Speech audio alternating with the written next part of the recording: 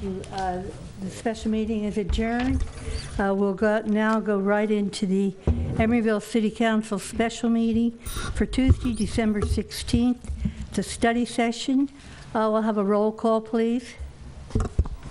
A second.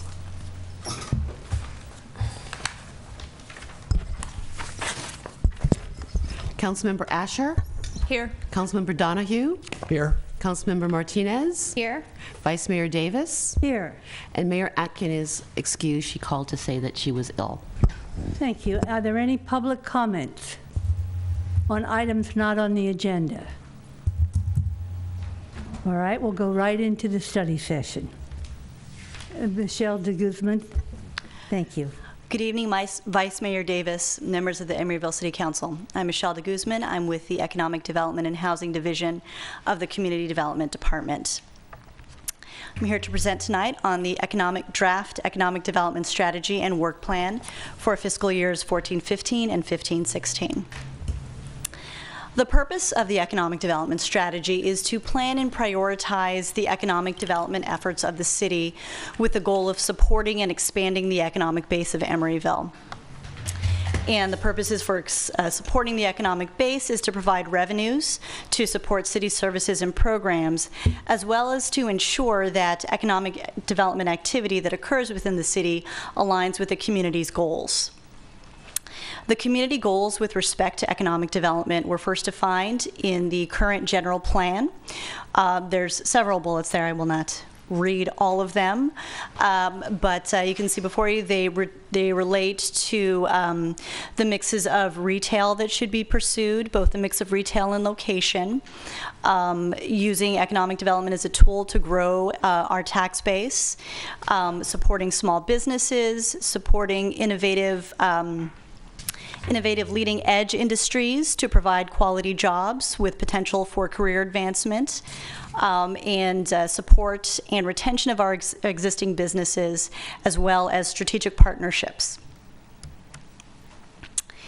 The background of why the economic development strategy was embarked upon to begin with was that the loss of redevelopment ushered in a re-examination of the city's role in economic development and what we could and could not do, and really how we could best support economic development without the tools that had been used over the last several years. In order to look at that more comprehensively, there was a series of community input efforts that were made. In February 2010, there was a survey that was sent to all licensed businesses within the city of Emeryville. A year later, a focus group was conducted of specific businesses, both large and small. And there were also several one-on-one meetings that were conducted by staff with executives from major Emeryville companies. There was also a community meeting that was held, that was open, that was invited to all residents and all businesses in the city. The results of that community input resulted in the strategic goals of the economic development strategy, which I will read.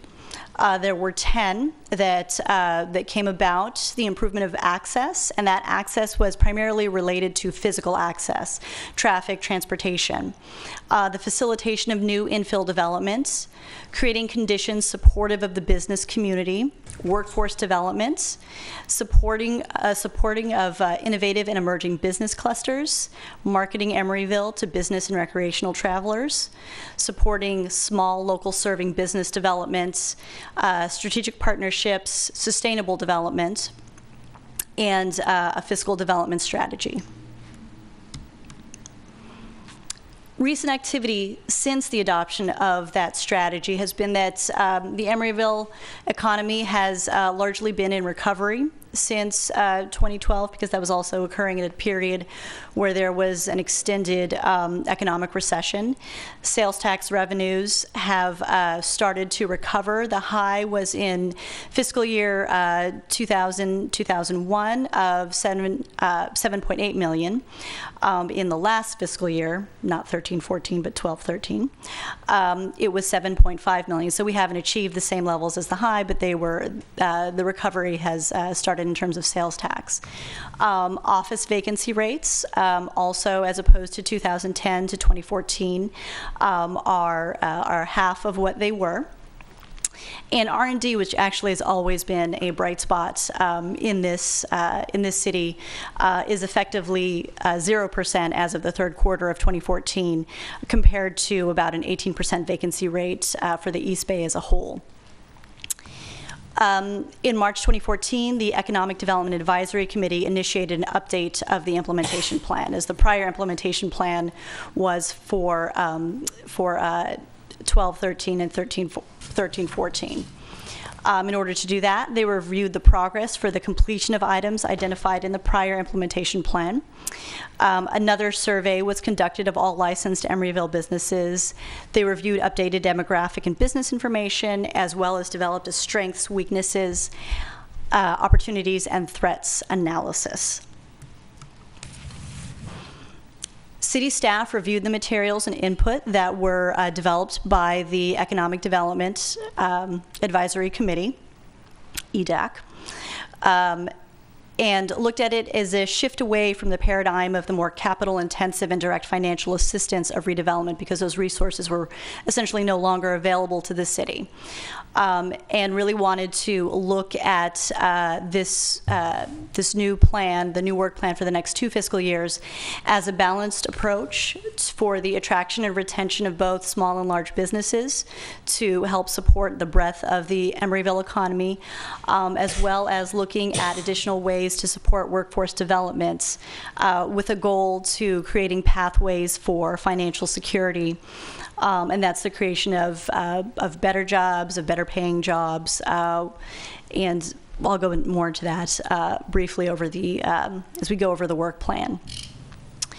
In response to this, the strategic goals in the original strategy have been grouped within 3 new overall objectives, which address the basic tenets of economic development.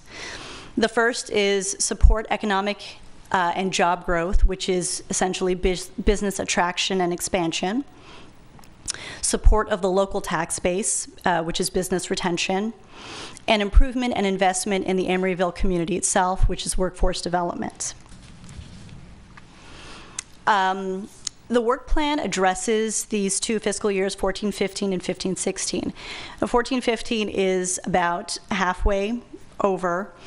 But the reason that it's retained in this is while some items do not actually need any additional funding, staff is seeking authorization from the council regarding the use of the staff resources in terms of prioritizing the use of time. Funding for any policies and programs contained in the final plan that is required will be incorporated into the adjustment of the city's operating budget, and any future work plan updates will be completed to coincide with the city's operating budget review and approval cycles, which was actually the original goal of this one, but due to some staffing changes at the city, that was not able to be incorporated into the 14-15, 15-16 operating budget. So the first main category under the objectives, I'm going to sort of go through these. I'll try to be as brief as possible, but I would like to touch on what some of these items entail, since they're not, for the sake of brevity, they're not described greatly in these single one lines. The first is support economic and job growth. The way these tables are set up, there are action items. They're broken into 3 categories. One is ongoing efforts that staff is currently undertaking. Ones that are proposed for the next 2 fiscal years as a prioritization, and then others that to be undertaken in the future. And then along the side where you see the X's, those are the original strategic goals that came from the original plan as developed through the community input process. And those demonstrate which of those strategic goals from the original development strategy are being supported by those particular activities. And I have, this looks a little shorter, I sort of condensed some of the sentences and some of the activities to make it better fit on a single slide.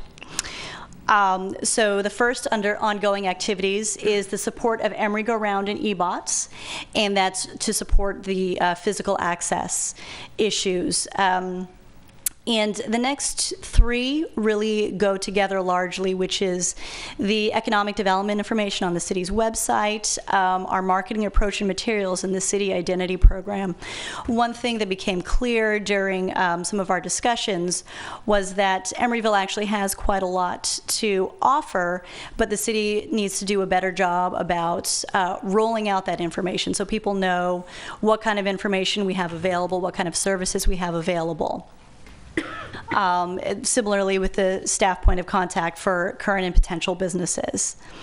Also ongoing is the pursuit of businesses that will strengthen the Emeryville economy. As noted before, some of those are the small retail businesses based in neighborhood centers, as well as the businesses that are in innovative business clusters such as biotech, new media. And more specific to that, support the Berkeley-Emeryville Bio Corridor, which is an ongoing collaboration that the City of Emeryville and City of Berkeley have had in terms of marketing West Berkeley and Emeryville together as a cluster for the biotech industry. Proposed for 1415, 1516 is the redevelopment of the city-owned Christie Avenue properties. Development of a Welcome to Emeryville package. Again, this is just trying to create more information for businesses that are interested in coming to Emeryville, what is available for them and how they can avail themselves while once they're open. A unified information referral resource for development projects in Emeryville. Several different options have been talked about under this. One that staff is considering most actively is to have a better-based, sort of web-based application so that somebody can come in and say, I want to open a business in Emeryville, input some things, and they'll get information as to who they should go to and walk them through the process more specifically, in addition to direct contact with staff. Hosting events to update tenants and brokers on new developments and opportunities in the city. Again, this is part of marketing the city and making businesses aware, because it's a very dynamic marketing environment. And there's the competition within among the Bay Area is very strong, and we want to make sure that Emeryville is continue to be perceived as as an exciting and an innovative place to run your business. And some of these are somewhat easier. Announcing new businesses at city council meetings to, when someone gets a business license, to welcome them to our city. And lastly, expansion of the on-street parking program. This is under access. What this could be many things. This is largely related to potentially the placement of looking more comprehensively at our parking program for including both parking meters potentially, as well as looking at a wider way of how we deal with street parking in relation to transit, so that we can have an overall TDM strategy for allowing greater access to the city in general. And future is the evaluation and the facilitation of funding of the installation of last mile fiber optics. That refers to the fact that much of Emeryville is largely served by a fiber optic network, but the issue is connecting buildings which run through our streets, and it's bearing the cost of connecting buildings to that existing fiber optic network to assist businesses in internet connectivity for their workflow. And then the last, which is largely related to a timing from the state, the disposal of the properties, the former agency properties that are in the long-range property management plan. The next major category is the strengthening of the tax base. And the two major goals from the original strategy from that are support of small businesses and tourism for shorthand, but essentially regional marketing. And again, that's marketing programs for regional events, such as Super Bowl 50. In the previous iteration, it was America's Cup, because a lot of these major regional events tend to come to the Bay Area, and Emeryville certainly has a role for that. Ongoing is the buy local city purchasing policy. This was originally explored by the city, but it needs to be further integrated with our green purchasing policy. But there'll be a higher prioritization on finishing this up in order to ensure that certainly if the city is making purchase contracts, we're making every effort to allow those funds to flow back into our own economy. For the upcoming fiscal year, similar to the welcoming of businesses, this is just using the resources that we already have, and again, trying to leverage them better.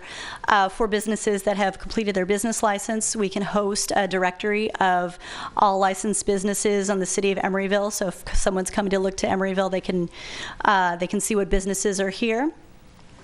And the next are a series of 4 particular action items related to which this could certainly be expanded. The establishment of a small business incentive program. Under redevelopment, there was a fair amount of financial resources for incentives for small businesses.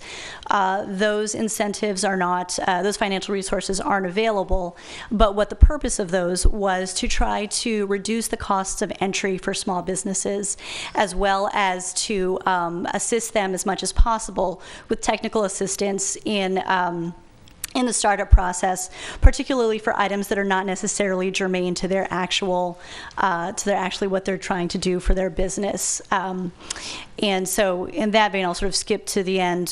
What I'm talking about there is potentially a program to provide architectural and technical assistance to small businesses. Getting permits and developing a project is not many small businesses' first line of expertise, but that needs to happen in order to obtain necessary permits. The first 2 are business tax holiday for new small businesses, as well as permit fee waivers or reductions for small businesses related to facade improvements. The last 2 I mentioned are ways to support small businesses, not by an outlay of cash, but rather by foregoing some of our revenues to reduce their upfront costs. And that's one way that we can help to support the small business community in the startup phase. The last is the informational seminars for Emeryville businesses. And that's really looking at setting up a series of seminars on a semi or regular basis to support small businesses on topics that might be of interest to them. Assistance in dealing with accessibility regulations. Or seminars hosted by nonprofits that can provide startup funding, as we're not able to provide that sort of loan funding, but trying to really make those connections for small businesses who don't have the time to necessarily do that research. And it's likely if we make those seminars, we'll also make the information available on our website as well. But it's really trying to when you're a small business, your issue is time, and trying to make the best use of their time. And in the future, explore the establishment of business improvement districts or merchants associations so that businesses can pool their resources collectively and achieve some of the ends that they may feel are better at a micro neighborhood level. And also potentially establish a business awards program where the city recognizes certain businesses that have contributed to the community. And the last major category is community investments related primarily to workforce development. And the ongoing efforts that are currently happening are connections between the workforce development nonprofit organizations, businesses, and residents, and that's helping to connect particularly nonprofits that provide job training to businesses to help folks that are going through those programs obtain jobs in Emeryville businesses, as well as connecting residents that may benefit from the training programs. And the next is collaborative collaborating with the Chamber, neighboring cities, and any regional organizations on economic development activities and initiatives as they arise, and the continued pursuit of public and private financing resources with respect to the public financing, just our ongoing efforts to obtain grant funding as well as funding that we may be able to obtain from nonprofit or foundation sources. For the next 2 fiscal years, we'll be looking at supporting and expanding the EUSD internship program, working in partnership with EUSD, and looking really both at summer jobs as well as academic year internships, both for the job training and also for the more basic sort of job readiness, showing up at your job, knowing how to dress, knowing how to comport yourself, and also integrating a financial training aspect to it, so that young people learn how to, open bank accounts and save a portion of their money, and so you get that financial footing early on in your youth. Ongoing regional efforts to strengthen the linkage between the education and business community, again, to ensure that what is being taught both in the schools as well as the community colleges are providing an adequate base for our businesses, and as we attract these high quality innovation jobs, that the workforce is ready to provide and support that. Evaluating the impacts of a citywide minimum wage. I think everybody knows what that is. And for the future, evaluating the impacts of including job quality standards into city contracting. And just a little bit about what that is the concept that anyone that contracts with the city, we have a citywide living wage, but if there's any contracting with the city and there's any jobs that are generated as a result of that, for instance, if we sell properties, that any jobs that are generated as a result of activity or contracts with the city not only address living wage, but they also cover issues like health coverage, retirement, earned sick leave, benefits, adequate hours, healthy, safe working conditions, and that there are, even in these jobs, that they're try to encourage as much as we can their pathways to career advancement rather than jobs that are just sort of an end in themselves and low wage. So the idea behind this is really supporting an effort that is in conjunction with the Plan Bay Area and their economic prosperity strategy of trying to create additional pathways to middle income as well, and so that the jobs that we attract, they can cover a range of opportunities. And lastly is the evaluation of development of a personal financial education program. And the purpose of that, it really goes hand in hand with the citywide minimum wage and the job quality standards, is to encourage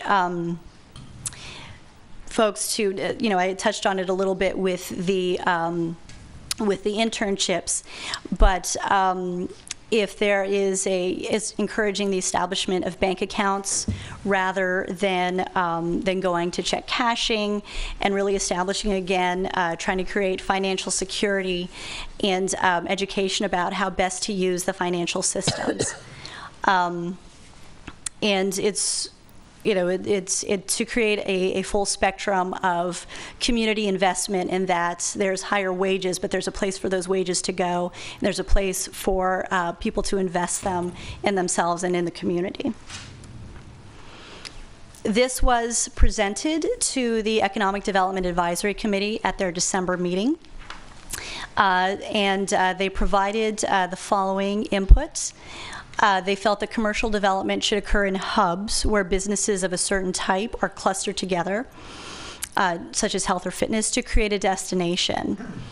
They felt that additional emphasis and prioritization is needed on infrastructure, particularly connectivity to high-speed fiber optic networks.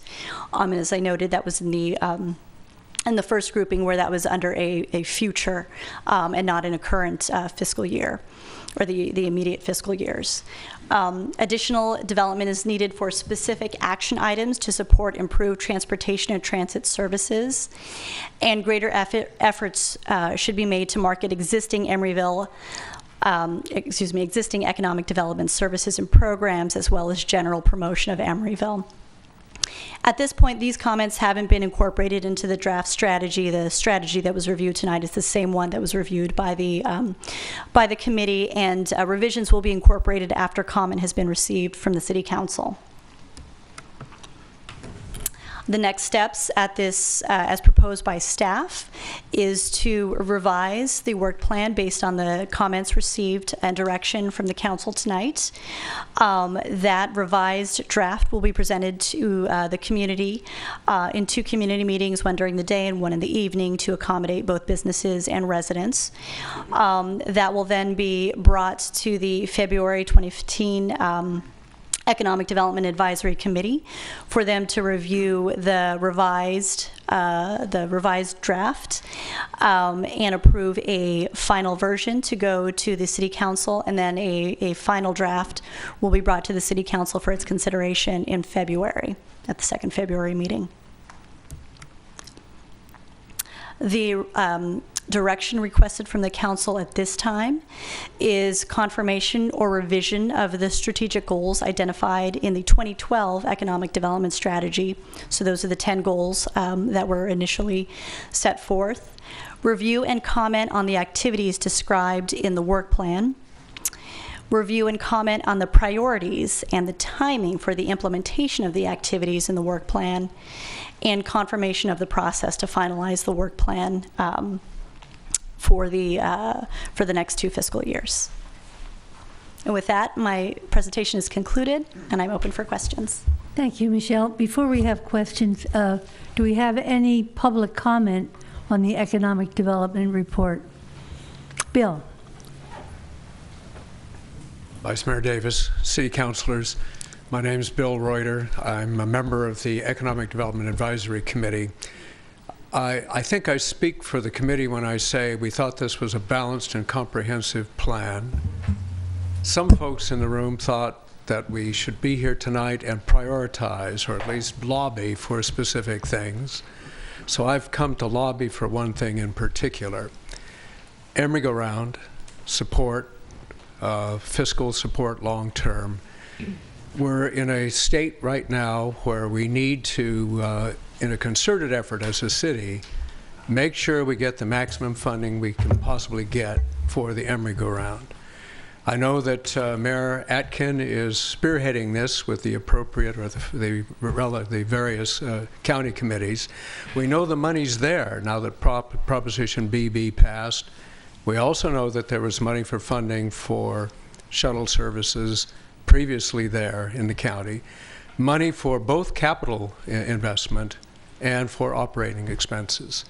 So I urge the City Council and City staff to make a concerted effort to take maximum advantage of those funds out there and try to funnel them into support for the Emeryville, not just as it exists now, but as it might exist in the future, with extensions to West Oakland and extensions up into Berkeley. So that's my lobbying effort, and that's my priority. Thanks. Thanks, Bill. Any other public comment? Bob. Yeah. Hi. Thank you. Good evening, Vice Mayor Davis, council members. Bob Cantor. I've been a member of the Economic Development Advisory Committee since its inception, and the CEO of the Chamber of Commerce here for the last 13 and a half years. We could spend a lot of time. There's a lot here, as you see. There's a lot in here. I can tell you that on behalf of the Chamber of Commerce, there is not a bad idea in here. Everything in here is good. As always, as in public policy, your job is to prioritize. We don't have enough staff time and financial resources to do everything in here, at least not initially. In the interest of time, I'm going to keep my comments tonight on the big picture items. We could spend a whole study session of an entire day here going through this and prioritizing, refining, and discussing this list. But a couple things. It's our position that there is nothing that you do in all your time here on the City Council that is more important than this. And the reason we say that is not just because we're the Chamber of Commerce, is because whatever it is you want for this city, whether it's family-friendly housing or bicycle lanes or nice parks or a nice child development center or whatever it is, doesn't make any difference. It only comes if you have the resources to do it. And those resources, those financial resources, are not going to come from the federal government. They're not going to come from the state government. They're come organically from what we do here. I've referred a book that I'm a particular fan of. It's called The Coming Jobs War by James Clifton. And he makes, actually, if you read the book, one very simple proposition. That is, if you ask people, what do you want in life? And he claims to have polled everybody in the world on this. I don't know if that's true, but he says, we want a good job. I want a job so I can work, have a career, and ultimately support a family. You have no more important job than that. And much of this is what this is about. Michelle mentioned this career pathways to work. That's a big part of this.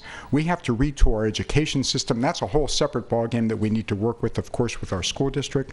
There's now a grant program that's going to launch that pretty soon. I think Julie Sinai is going to head that, if I understand. She's going to work on that full time, if I believe that I might have my information correctly. We've already made inroads with Berkeley City College on this. Michelle attended as my guest last week, San Francisco Business Times breakfast on STEM education. It was an excellent event. We made some good progress there. But you have no more important job before you than job creation and wealth. It's going to come from us. And the Chamber has been arguing this and proposing this for you. There's a lot of good stuff here, and I want to say before my time runs out, Michelle does a great job. We're very lucky to have her. She puts a lot of time into this, and you've been presented a lot of good stuff. She doesn't do it alone, of course. She has a lot of input from Charlie's supervision, from the Chamber of Commerce, from the people on the committee. But you have been presented with at least an initial blueprint for how we're going to keep this city moving forward. And I'll say one last thing, and last is that the cities around us are doing this. We need to stay ahead of the game and stay on the game. Thank you for the time. Mr. Bukowski? Ken Bukowski, I had a couple of comments. I do want to ditto what Bill Reuter said about the Emeryville. I think it's important. I don't know that Ruth is spearheading much over there, but anyway, we need to get the money. I'd like to see maybe a little slightly, not a different approach, but what can we do for the people that are here? I mean, we want to create jobs and we want to do that, but what can we do for the residents? Can we look at community choice aggregation, maybe save some money on power? Can we give a small business tax credit to businesses that hire Emeryville residents so that each year you could take a look at it in March and say, well, we got 50 Emeryville employees, so whatever kind of tax credit we give, that would be a way to follow who's hiring people locally and maybe reward them, the employers who do the best at it. So I could say a whole lot of things about economic development. That's it for the moment. Thank you. Any other public comment on this item? We'll move along. Diane, any questions or comments? I did have one question just in terms of where it falls in our current plan as it is in terms of city identity. What has been done? I know I've seen a presentation on possibly getting Emeryville plastered all over the place sorry, this was by Brad Gunkel some months ago, not by you. But it's city identity, just a general question. Where are we at? Where would we like to go? Well, a part of the issue is that we have a lot of what we had before our other materials and the way we were marketing ourselves was really based on redevelopment. And since the end of redevelopment, we've mostly just been essentially reusing those same materials since then. And what we would like to do is look more comprehensively at best practices by other cities. We haven't started that research yet to see what's the most effective use of our resources. But we would like to create there's several cities out there that have been very aggressive about putting forth what assets that they have and really creating there. Emeryville has quite excellent assets in terms of we have a very diverse economy. Many of our vacancies are quite low, but we want to be able to maintain on the leading edge of that and really play up a lot of our a lot of our assets, and looking at other cities at this point is where we're going to start with that and eventually develop a plan on how to address that. Maybe retain a consultant, or maybe only for portions of that activity. Another thing that we're really looking at is in terms of working with our communities, our smaller neighborhoods, and that was sort of that BID Merchants Association work, looking at both what we can do as a city, but also to foster the certain neighborhoods and activities like what was proposed for the Park Avenue district, to see how that integrates in. Right. I guess my idea is that I want to make sure that the physical aspect of city identity is not lost, that it's not just marketing materials, that when people come into Emeryville, they know they're in Emeryville because they see a sign that says Emeryville, home of X, Y, and Z. And then fiber optics, I think, is something that's been talked about in this town for a long time. And I've been made aware by my neighbors who are also interested in the fiber that's available in Emeryville that, yeah, just as you said, it is so close and yet so far away. So I'm curious if there are any resources that could help us to get these into homes and businesses, just in terms of grant funding, or if there's what we can exploit. Because the longer that we push this out, waiting on fiber, I think that we miss out on opportunities for tech, even small tech. Okay. Anything else? That's it. Vice Mayor Davis, over here. Oh, Charlie. Could I just chime in with a response to partly of what you said about the physical identity? The program that you alluded to that Commissioner Gunkel was talking about is the gateways, and those are identified in the Emeryville General Plan. I think there's about 9 of them where you enter the city from an adjacent city, either on a street or on one of the bike paths. That has been included, as well as a potential banner program, the banners that are on the street lights, to help to foster the identity of the neighborhoods that Michelle was referring to in the public art master plan, the proposed public art master plan, for which there is a RFP on your regular council agenda coming up later tonight. So if you approve that item, then we'll go forward with the RFP and start the process of developing the public art master plan. And hopefully so there's a lot of overlap, between the various activities that the Economic Development and Housing Division does. And some of those identity issues will be addressed through that public art master plan. Thank you, Charlie. Jack. Okay, so I have some comments and some questions. First of all, in terms of, thank you for this. I know that this represents a lot of work, and thank you to the Economic Development Committee for your efforts on all of this. One of the things that I would like to do in terms of overlaying some more vocabulary, I think it's fine to, we talk a lot about workforce development, but I would also like to see the term anti-poverty measures added, because we could still be talking about jobs and workforce development, but I think that we need that kind of targeted emphasis, and there's nothing wrong with standing up as a city and saying that where there is poverty, we are against it. The Chamber already does work with the Bread Project, for example, and I would consider that both an example of workforce development and an anti-poverty measure. Another thing that I'm interested in is in terms of youth employment. I think that the internship program is great, but I'd also like to see us kind of broaden our ideas there a little bit. For example, Oakland uses Oakland Relief, which offers green jobs to local youth, and they often plant trees in Oakland. In fact, you can go on the website and get yourself a tree through Oakland Relief if you're an Oakland resident, and it helps both keep the city green and is a source for youth employment. Another thing that I would like to see in terms of the strategic goals, and some of this is already covered. Thank you for talking about the Emery Go-Round, Bill.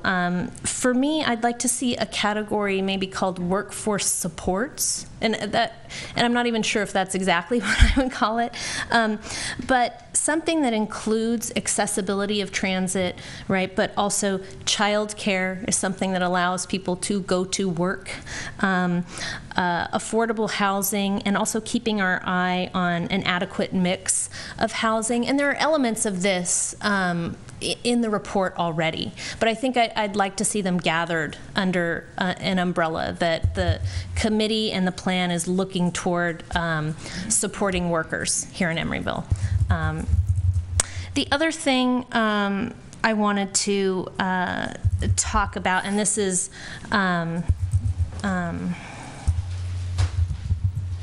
I have some questions about the business improvement districts. First of all, it would make a difference to me whether it was encompassing very large businesses within the district or if it was going to be small retail. And so while I'll say, okay, looking at bids sounds like one way to go, it would depend on which businesses and where in town. I also, thinking about fiber, I sent out a link to a report that talks a little bit about fiber. And one of the things that I've been interested in or thinking about, we've been talking about San Leandro Lit and the kind of marketing that they do. And I understand the way that the marketing can be a draw, but I also want to think seriously about the city's investment in infrastructure. And if fiber is going to be one of those investments, I think there are models in small cities to do that. Chattanooga is one. There are other models out there. And so, you know, I'm putting that out there, and whether or not the committee feels compelled to look into that, I think it would get us beyond just the marketing goal, right? The other thing that I wanted to ask, or maybe ask for when the plan is finalized, is that we do have a contract with the Chamber of Commerce. And so I would like to know which of the items they will be working on or working with us on. So if that was kind of mapped out for me. In terms of the regional events like the Super Bowl, and this is so awful, but I don't know anything really about sports. Where's the Super Bowl going to be? Santa Clara. Thank you. Oh, that's terrible. But here's the thing. When you put in the remark, yeah, it's out there now. When you put in the remark about the America's Cup, for instance, I think that spending some city time, staff time on that, on the Super Bowl, is okay, but I also want to be a little bit cautious about that. We know San Francisco went, you know, kind of whole hog supporting America's Cup, and I don't know how much it generated for Emeryville, but that might be something to, you know, I'd want to hear more about that. And then finally, looking at this, does this represent, you're talking about coming back to us mid-cycle with this plan. Would this represent an increase in the budget? Do you have an idea as to how much that might be? Well, part of it is to get direction as to what some of these activities, if there's any that you wouldn't want to pursue. To be frank, a lot of these we tried to focus on ones that didn't really require a lot of additional budgeting. Okay. You know, in terms of like the small business incentives, there's not a lot that we'd be putting out in terms of capital. Mm-hmm. We would just be foregoing our revenues. there would be some costs associated if we were to provide architectural and technical assistance. Right. We would look at other models to see if there was some sort of, reciprocal agreement we could have, but it's most likely we might give, small grants. Yeah. But we've really tried to make it more intensive in terms of, that's why there's a lot of discussion about partnerships, trying to leverage activities with other strategic partners to see what we can do in terms of regional activities or working with what other folks are doing to make sure that those programs benefit Emeryville, like the program that Bob referred to,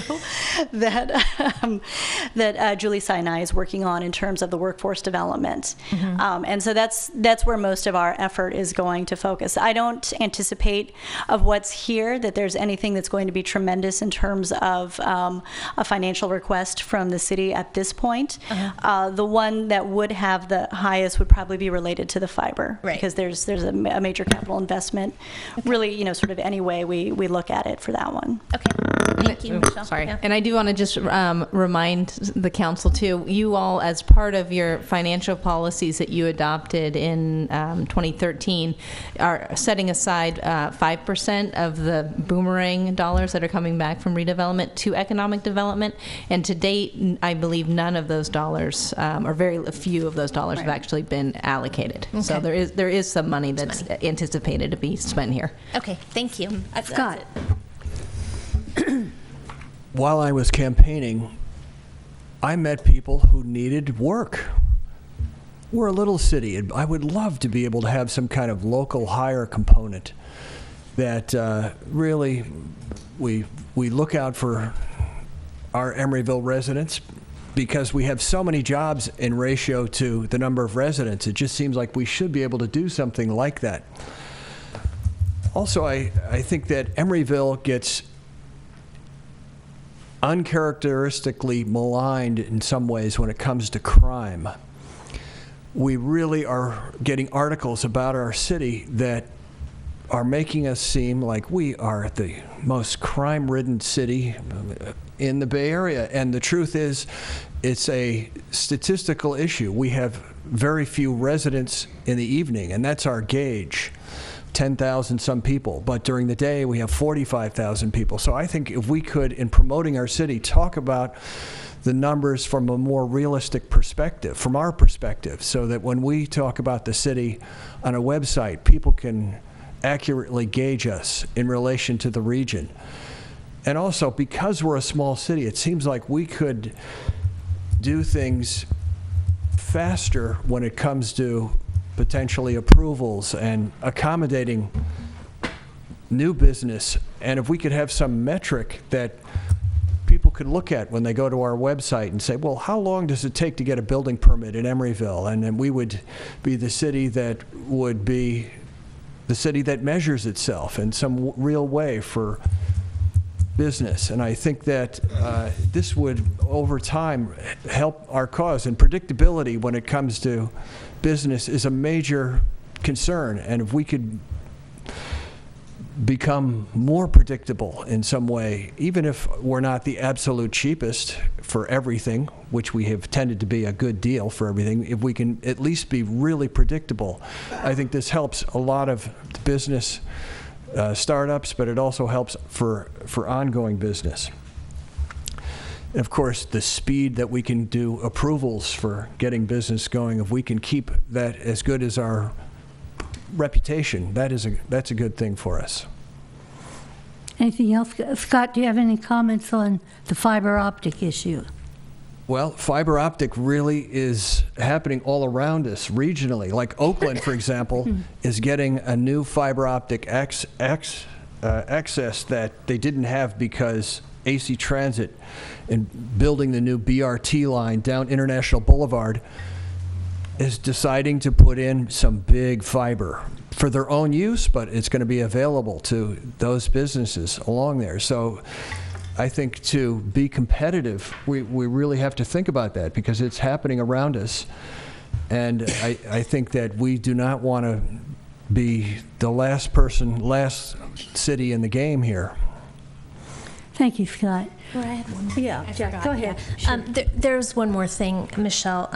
In addition to thinking about the tax holidays for small businesses, could we also add maybe worker-owned businesses as well? So co-ops, a way to help them out as well. Thanks. Thanks, Norm. Okay. The reason I asked Scott about the fiber optics is because I am convinced that this city has got to get in place within a reasonable amount of time, and I'm not talking 5 or 10 years, I'm talking 2 or 3 years, last mile fiber optic to every place in town. We just received as a city the, Google calls us what do they call us? City. The E-City, the capital of California for E-City. For all the businesses, that is not enough. But that is an open door, I feel, for the council and our city manager to go back to Google to thank them for this great honor, the capital of California, E-Cities, and then ask Google to do for Emeryville what they did in KC, which is to take the fiber optic for the last mile to every residence, to every business. We need that. That is something that I would like to see if I have the support of the council to make that a priority of the economic development, to move forward on it. I'm particularly interested in serving not just businesses but also residents Exactly, with fiber. exactly. So if we have both of those things, then I'm very interested.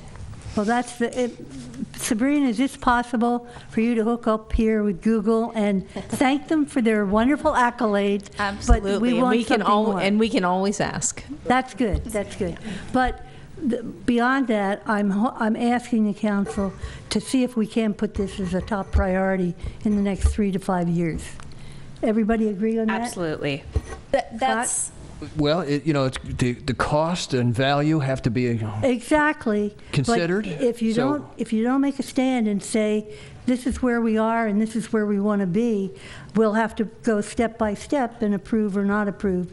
But at least you get the ball rolling. Well, I think it's a good idea to get the ball rolling. Sabrina, you got the message loud and clear? got it, I'm yep. glad to hear that.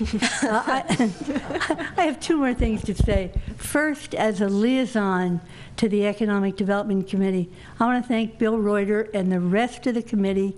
This is a committee in this city. Everybody shows up every meeting. People are really involved, they really care about it, and they really want to see things happen for the city. Great committee, and great staff report, Michelle. My last comment is, again, touches on what Jack and Scott and Diana are talking about. That is workforce development. We have got to focus on that. We have got to work with the school district. We've got to work with people in the business community. Just this week, from one of our major employers, I had a phone call. I had had a brief conversation about the STEM effort in the schools, and this big company wanted to get involved. So we're moving on this on another path. But I think economic development should make this workforce development again one of the prime objectives and prime priorities. And I'd ask to hear what the council has to say about that. I'm talking jobs and people prepared to have jobs. Well, and I think just to echo Bob's point, I think that the term good jobs is very important to me, that people have good jobs, not just any job. Right. So that it allows them to be able to afford housing, right, to be able to afford transit. And I agree that that has to be a priority for us. Yeah. Okay, Michelle, you got your direction here. You need anything else, Sabrina? Oh. We have a clear direction here? Got it. Very good. Very good. This meeting is adjourned. We'll move right into the City Council as successor agency to the Emeryville Redevelopment Agency. And Vice Mayor, can you well, hold 1 second? You're going very quickly. oh, keep up, Karen. I'm a slow typer, I'm sorry. All right.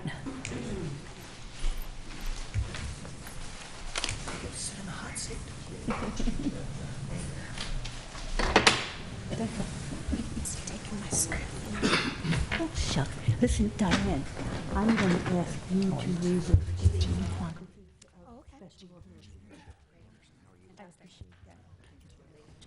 I'm just joking. Okay, are we caught up here? He's gone.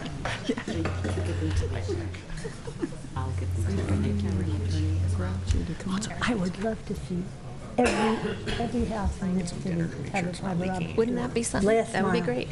And if Google thinks we're so great, they should pop for some of them. And we have some money in the fund. Yeah. Boy, what a thing to be able to say. Everybody in the city hooked up. That would be remarkable, There are cities that do it. given the problems I've had with AT&T. We ready to go, Karen? Yes. All right. The meeting is called to order. Let the record reflect that all members are here with the exception of Ruth Atkin, Mayor Ruth Atkin, who is excused. And let's join me in the Pledge of Allegiance. I pledge allegiance to the flag of the United States of America and to the republic for which it stands, one nation, under God, indivisible, with liberty and justice for all. Okay, any public comment on the blue agenda that's not on the agenda? Okay, I'll entertain a motion. Oh, Ken. Yeah, I had a public comment, and I want to talk about the city webpage and going to look at the agenda. Is this a successor agency item? No, this is a general item. This is just public comment. I'm talking about the webpage and accessing information on the webpage. So if you go to the agenda and you want to look at the information, there could be 15 resolutions.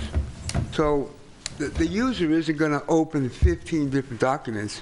I mean, today I wanted to post the video of the approval of the fire department improvements, and there were 28 documents there.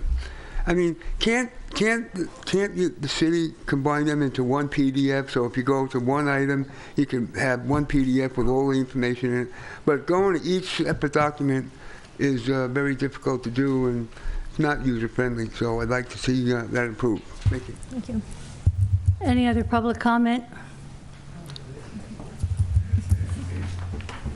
Hi, my name is Eugene Sway. I've been a citizen here since 1989, and I'd like to continue to address the issue of a power down, power out initiative for the city of Emeryville, and that is for a 2-day, 2-night period of Emeryville's selection.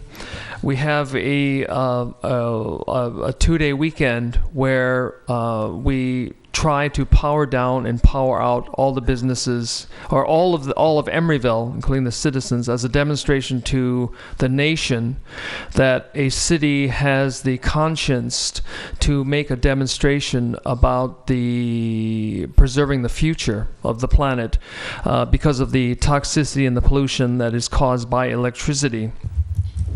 Last week, many of us experienced a power outage with no ill effects.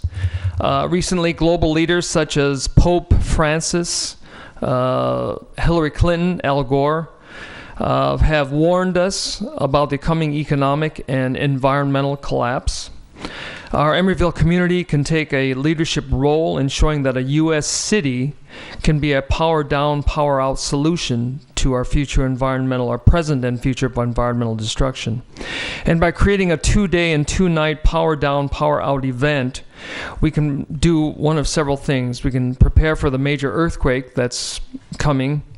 We can prepare for a reduced power future. We can experience the joy and advantages of a power out community. That could be a very creative event happening and could be used as a great advertising for the identity of the city. And would be a community example of a fight against a sedentary lifestyle that's and the epidemic onslaught of obesity and obesity-caused diseases because of electricity and power usage. So it seems to me that Emeryville is looking for an identity to the nation and the globe, and that a power down, power out initiative would be a great start in a new identity for the city of Emeryville. And this kind of initiative has been taken on in the city of Curitiba in South America, which is known as the #1 ecological city on the planet. And I've heard about job creation. We could create a food stamp program, a bus token program, several programs for our citizens by powering down, by showing a record of lower electrical usage, of garbage collection, and so forth. So this is one in a series of ecological demonstrations that the city of Emeryville could use. Thanks. Thank you, Eugene. Any other public comment? Doug? Did you want to wait till the regular council meeting? Thank you. I'd entertain a motion on the consent calendar. So moved. Second, is there any second? Second. Without objection, consent calendar is passed. Status report on the oversight board. No, they haven't met. I'm sorry. I was expecting there was going to be another. What was the motion? I beg your pardon? Motion and second. Motion. I moved. Diane seconded. Asher Martinez. Any status report on the... Oh, Andre, I'm so sorry. Go ahead. I didn't see you there. We forgot to call for public comment after. Right. So I wanted to make a comment about the fiber optic. Is that it's nice, but we have to be careful not to be hung up by fiber optic only. We have an advantage of fiber optic that we don't have any copper loss, but having exclusively fiber optic, we may be going into another loop in which by the use of the computer, as you know, we always get all strangled with the virus, which is a virus which is something that is generated by the server itself as a racket, So I just want to warn you that all the accessory that goes with the fiber optic can be subject to racketing. Thank you. Thank you, Andre. So items 4 and 5, we have no reports. This meeting is adjourned, and we'll move right into the Emeryville City Council meeting.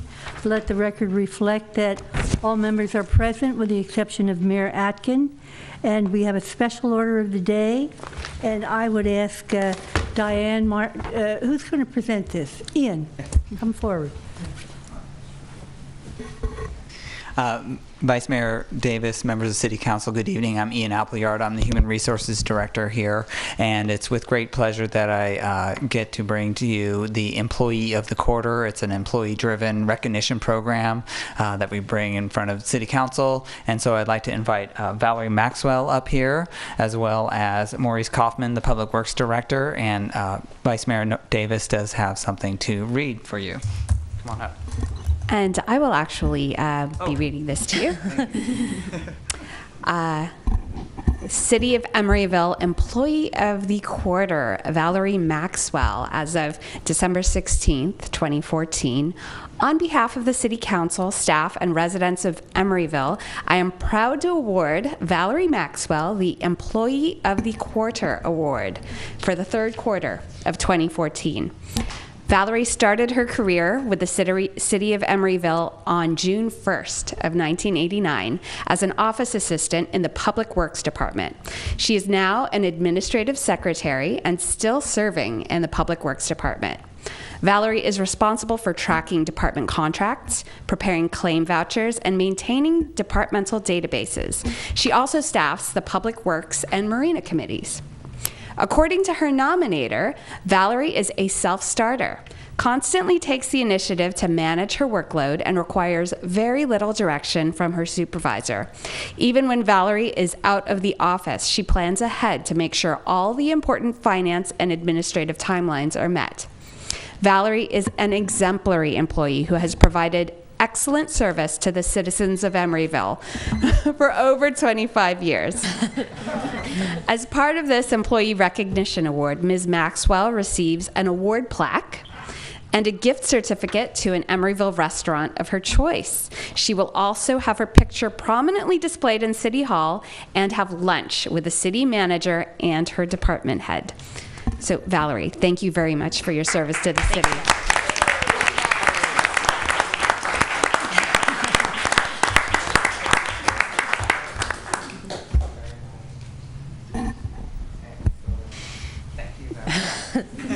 Thank you, Valerie. Thank you very much, Valerie. Thank you. Public comments, please.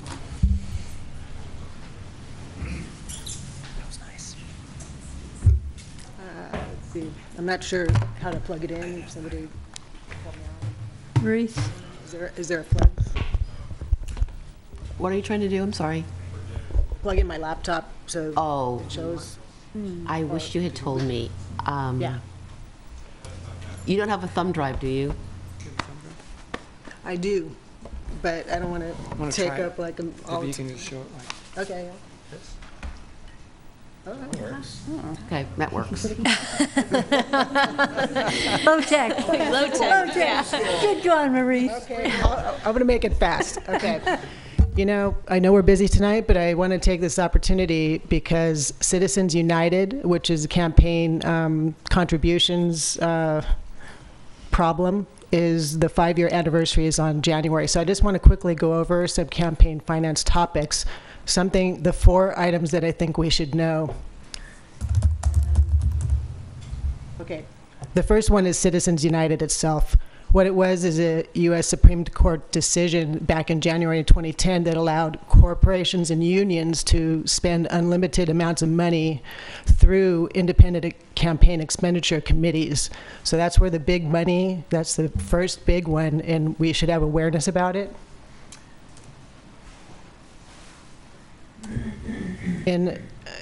Another topic that we need to know about is, you know, you've probably heard of dark money and all the nonprofits, specifically the 501c6s and C4s. They're able to hide their donors' names. So there's a ton of money that's going into social welfare nonprofits, and what they say is that they're for social welfare, but actually they're spending the bulk of their money on political action. So that's another topic. This past April, McCutcheon versus the Federal Election Commission, the Supreme Court allowed that, and what it did was, there in bold right there, 123,200 used to be the combined grand total of spending that could happen during a 2-year election cycle. Now it's unlimited, just so you know. And why I'm even speaking tonight is because of last week, what happened in this last-minute spending bill that went through. I mean, you can't see the numbers up there, too bad. But they snuck in, you know, I'm sure you've heard on the news, snuck in a couple of riders. One was the banking one. They also did a campaign finance one. And just to review, if I can barely say this myself, but on each side, the Democrats and the Republicans, there's 3 committees. There's a Republican National Committee, and then the DNC. Then there's the Senate Committee for Fundraising and the House Committee for Fundraising. You used to be able to give $32,400 to those 3 committees. But what's important to know about this time is that there was no discussion amongst anybody except for Bonner, you know, the top 4, Harry Reid, and it was just put into this bill where they added 7 more committees, which are the non-bolded ones up there, and these new committees can basically accept $100,000 each, you know, 97. So basically, a person in a 2-year cycle could give $1.5 million. I don't know if that applies to any of us here, but, and if you have a spouse, then that would be $3 million. So it's pretty drastic that the federal top feels that they can just ram things through now without discussion. We know about the big money in politics, but awareness is needed, register to vote, and make sure, just keep an eye on it. That's the best we can do for the federal level. Thank you. Thanks, Barb. Thank you. Any other public comment? Kathy? Hi, I'm Kathy Pavlovsky with Yellow Sunshine Cab. Hi, Nora. I'm here tonight, and I brought my posse with me, all my taxi guys, regarding, we have a serious... Lower. We have a serious issue, and it's called Uber. And I've been through several city council meetings, several public transportation, city transportation meetings. We have a big problem on our hands. Scott, I don't know you. Pleased to meet you. You talked about in the last segment with economic development of helping new businesses and your old businesses. We've been around forever, and we've been fighting forever. We've not gotten any help. 2 years ago, I asked for 5 taxi stands. We got nothing in this city. What happened? Uber came in. They took 80% of the taxi cab business away. Now where are we? Almost out of business. Because we asked for help from the city, we did not get it.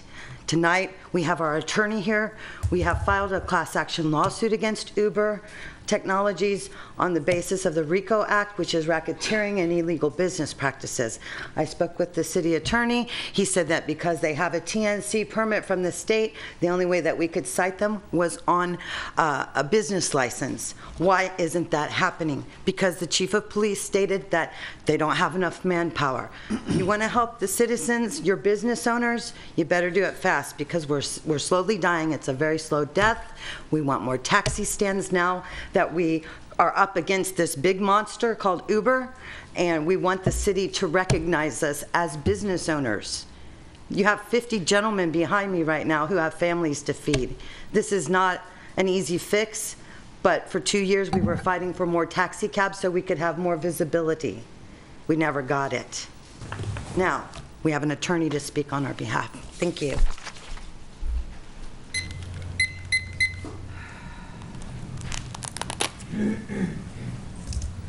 Hi, good evening. My name is Hallie Von Rock, and I am a partner at Amon Smith & Marcy. And we are representing a group of taxi drivers in Oakland, Emeryville, and Berkeley in a class action lawsuit that has been filed against Uber in Alameda County.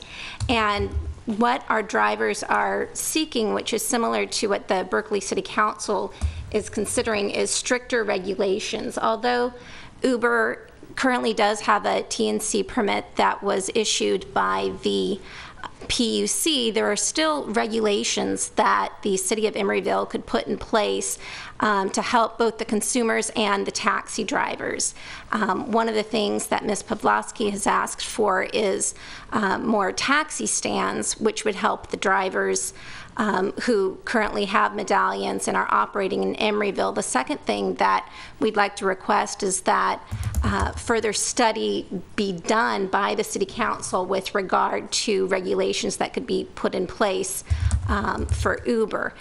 San Francisco and Los Angeles have recently sued Uber on behalf of consumer protection. So what we're asking for is both looking at the livelihood of the taxi drivers and how their fares have been significantly reduced since Uber came around, and secondly, on behalf of Emeryville residents, and looking at their safety and the background investigations that Uber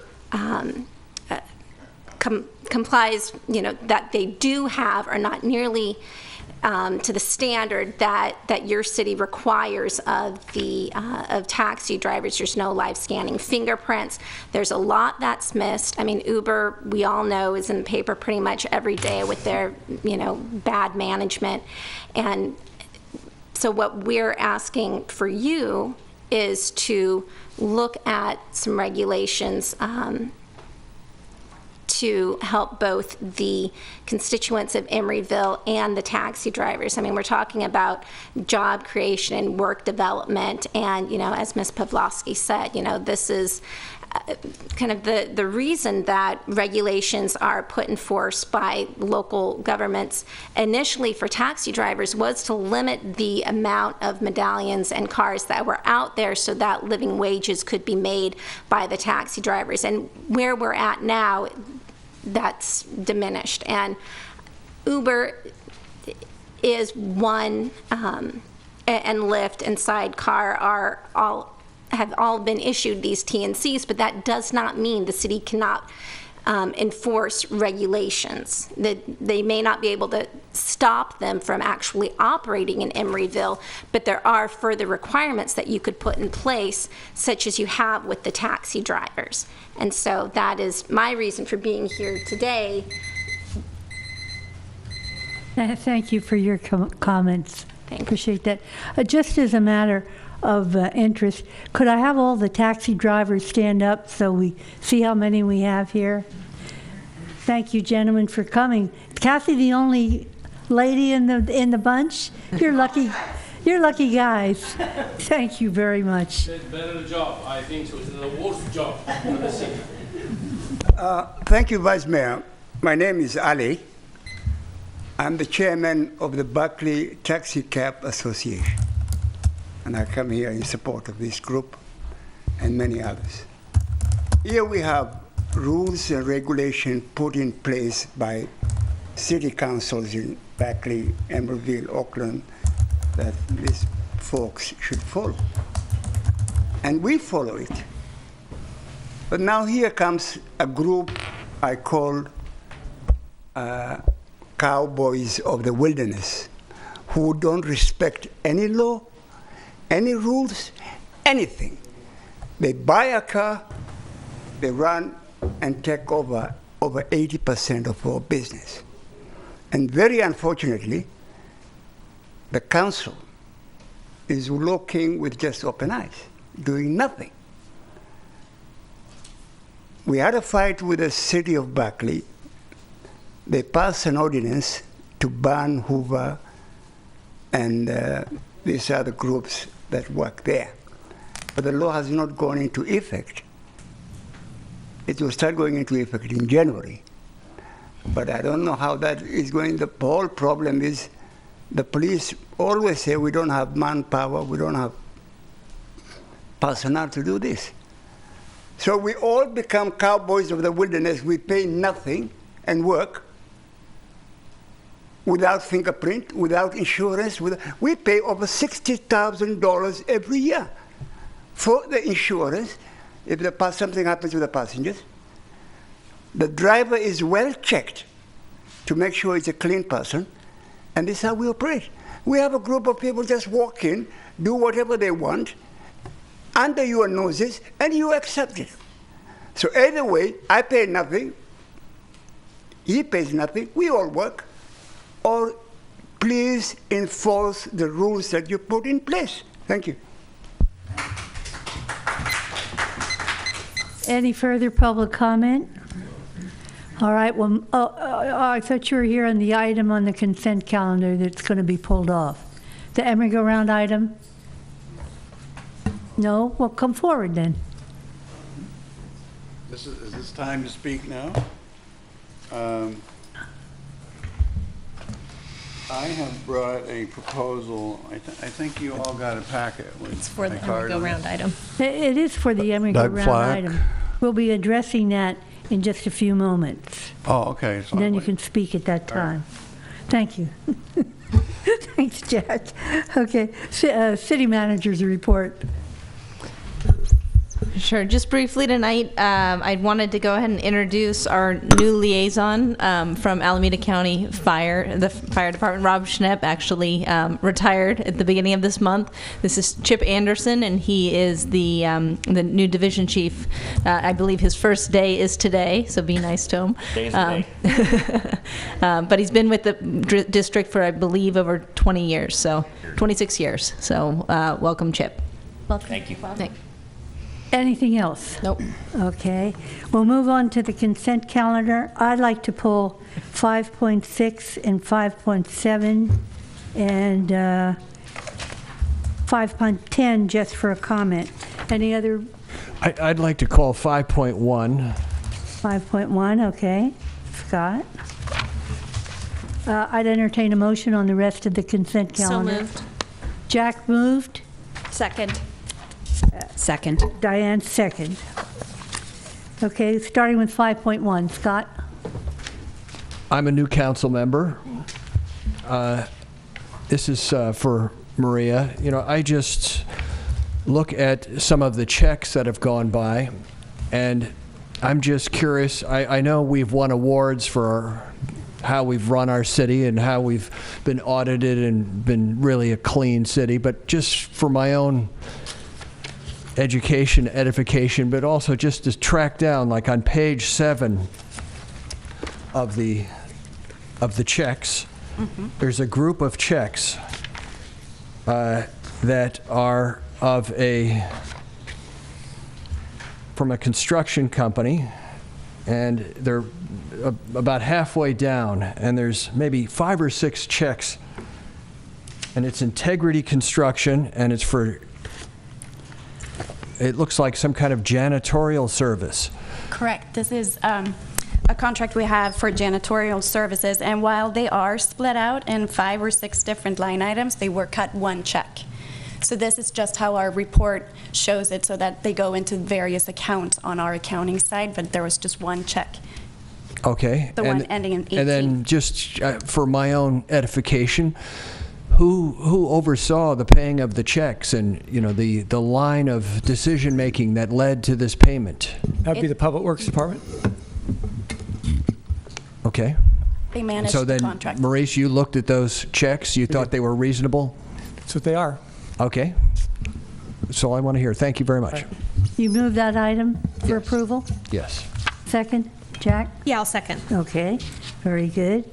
On item 5.6, the only change I want to make here, we have the PABCO item for the Alameda County Transportation Commission as vacant. That is very well occupied by Joyce Jacobson and has been. And that's in there 2 times. So if we can correct that, that would be very helpful. Yes. And then now we come to the item on the Emeryville. I move approval of the 5.6. Second. Moving without objection, passes. 5.7, Emeryville Transportation Management Association, annual compensation to operate the Emeryville shuttle. I believe the reason I pulled this off was because I had several questions from members of the Watergate community about the Emeryville. It's not a question of the resolutions or the compensation. It's a different matter. And Doug, it's your time to shine.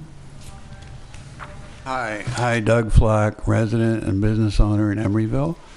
And I think that you folks have a packet that I sent up with my card on it, Doug Flack.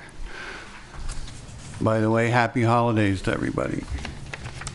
On the top page, there's a diagram, somewhat crude, but I think it gets the message across about what the idea is for a quote-unquote proper turnaround for the buses, the Emeryville buses at Captain and Powell, where there might potentially be enough room to do so in a way that would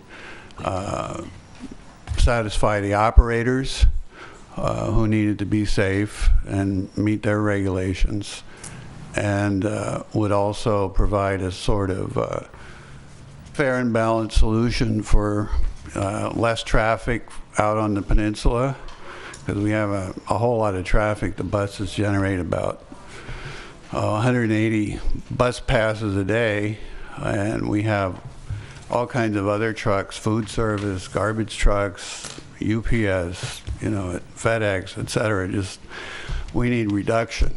So since these buses are not really full, and my understanding is it costs money to take them out there, this would provide a solution for that, for the cost, for the noise, and still provide access for the riders right locally so they can get on them. And there's also a letter attached from about a half a dozen Watergate residents who commented about it. But the main thing is the the proposal for how the turnaround could work. And I don't know all the specifics. It's probably a lot more complicated than what this diagram shows to actually make it work. But this is my proposal, or our proposal. And I'm sorry I didn't get it out to everybody. I kind of omitted a couple of email addresses when I sent it out.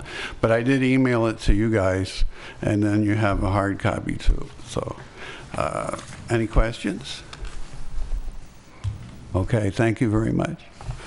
Any other public comment on this item?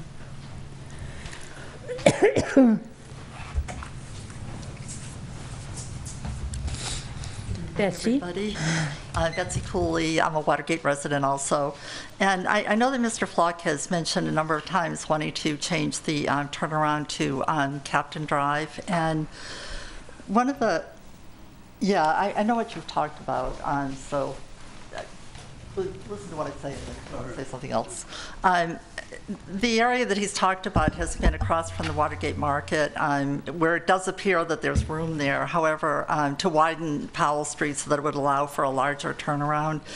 But there are several problems with that, and one is that it's the property of the East Shore State Park. It doesn't belong to Emeryville, and just getting the water pumped out of the big lake in Lake Powell was a long and difficult process, and so the likelihood that we would get access to that land is really, I think, not that likely that it would happen. But even if it were possible and we were to get access to that land, MV Transportation, which is the operator of the Emeryville, has stated that they would not be willing to make U-turns even if the roadway was widened, because there had been talks about widening it on both sides so they'd have a large loop to make, and they said that they consider that unsafe, and that the only thing they would consider a safe turn would be if there was a roundabout there. And so personally I think that having a roundabout like right next to the fire station is probably not, I suspect that the fire department probably would not want that. Another thing is that there's been a great deal of support over the past year when this was sort of an issue from the community and the city. I believe that some of the city council members, and I think Maurice, have also been in support of having a stop at the marina. And the marina, people at the marina have been asking for that for quite some time. But in addition to that, it's also, the Marina Park is the largest park that we have in, I'm on the Parks and Rec Committee, and so I know that it's Emeryville's largest park. And so that would provide, if we did have a stop there, it would provide access to community members, and it would provide, it would help relieve some of the parking out at the marina, because people, instead of driving out there, they could take the Emeryville out there. And that's something that I think Maurice has been working with Don Gussler and whatever that group is that operates the marina. So I wanted to say that there are a lot of people who get off and on the bus at the stop that's west of the police station. I take it fairly frequently from there, and I can say that almost always, I usually take it, since I'm retired, I usually take it at sort of off hours. But even at off hours, there's almost always somebody at the bus stop waiting for the bus, and there are almost always people getting off the bus. So there are a lot of people who do take it from that bus stop, and well, anyway, that's... Any other comments? Joyce?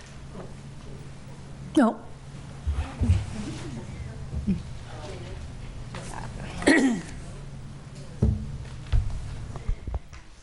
Thank you for allowing me to talk tonight. I don't have a prepared statement, but I'm a resident at Emeryville, and I'm on the south side. And I just want, even though I really think all of these ideas about extending service out to the park are wonderful, conceptually, but in reality, the people that have bought property facing the south side of Powell Street, we really suffer a lot from the noise pollution. It's really almost unbearable. I can't even hear if I have the TV on, I can't even hear it most of the time. There's another neighbor of mine where his building shakes whenever a bus goes by. And I really would like everyone, including the Emery go-round, to take this into consideration because it does affect property value at Watergate, and it does affect, I mean, the noise pollution is really, really bad. And if we had a study on that, I think it would show that there's just way, way too much noise going up and down that street. So I think less traffic would be the way to go and not more traffic. Thank you.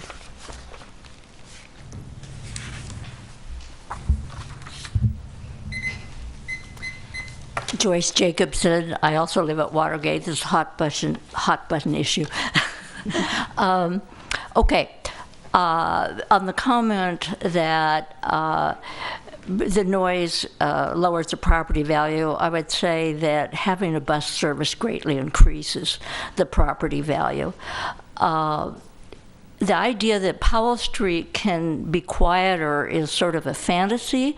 I was out walking this afternoon and a bus went by, and so I paid attention to the traffic.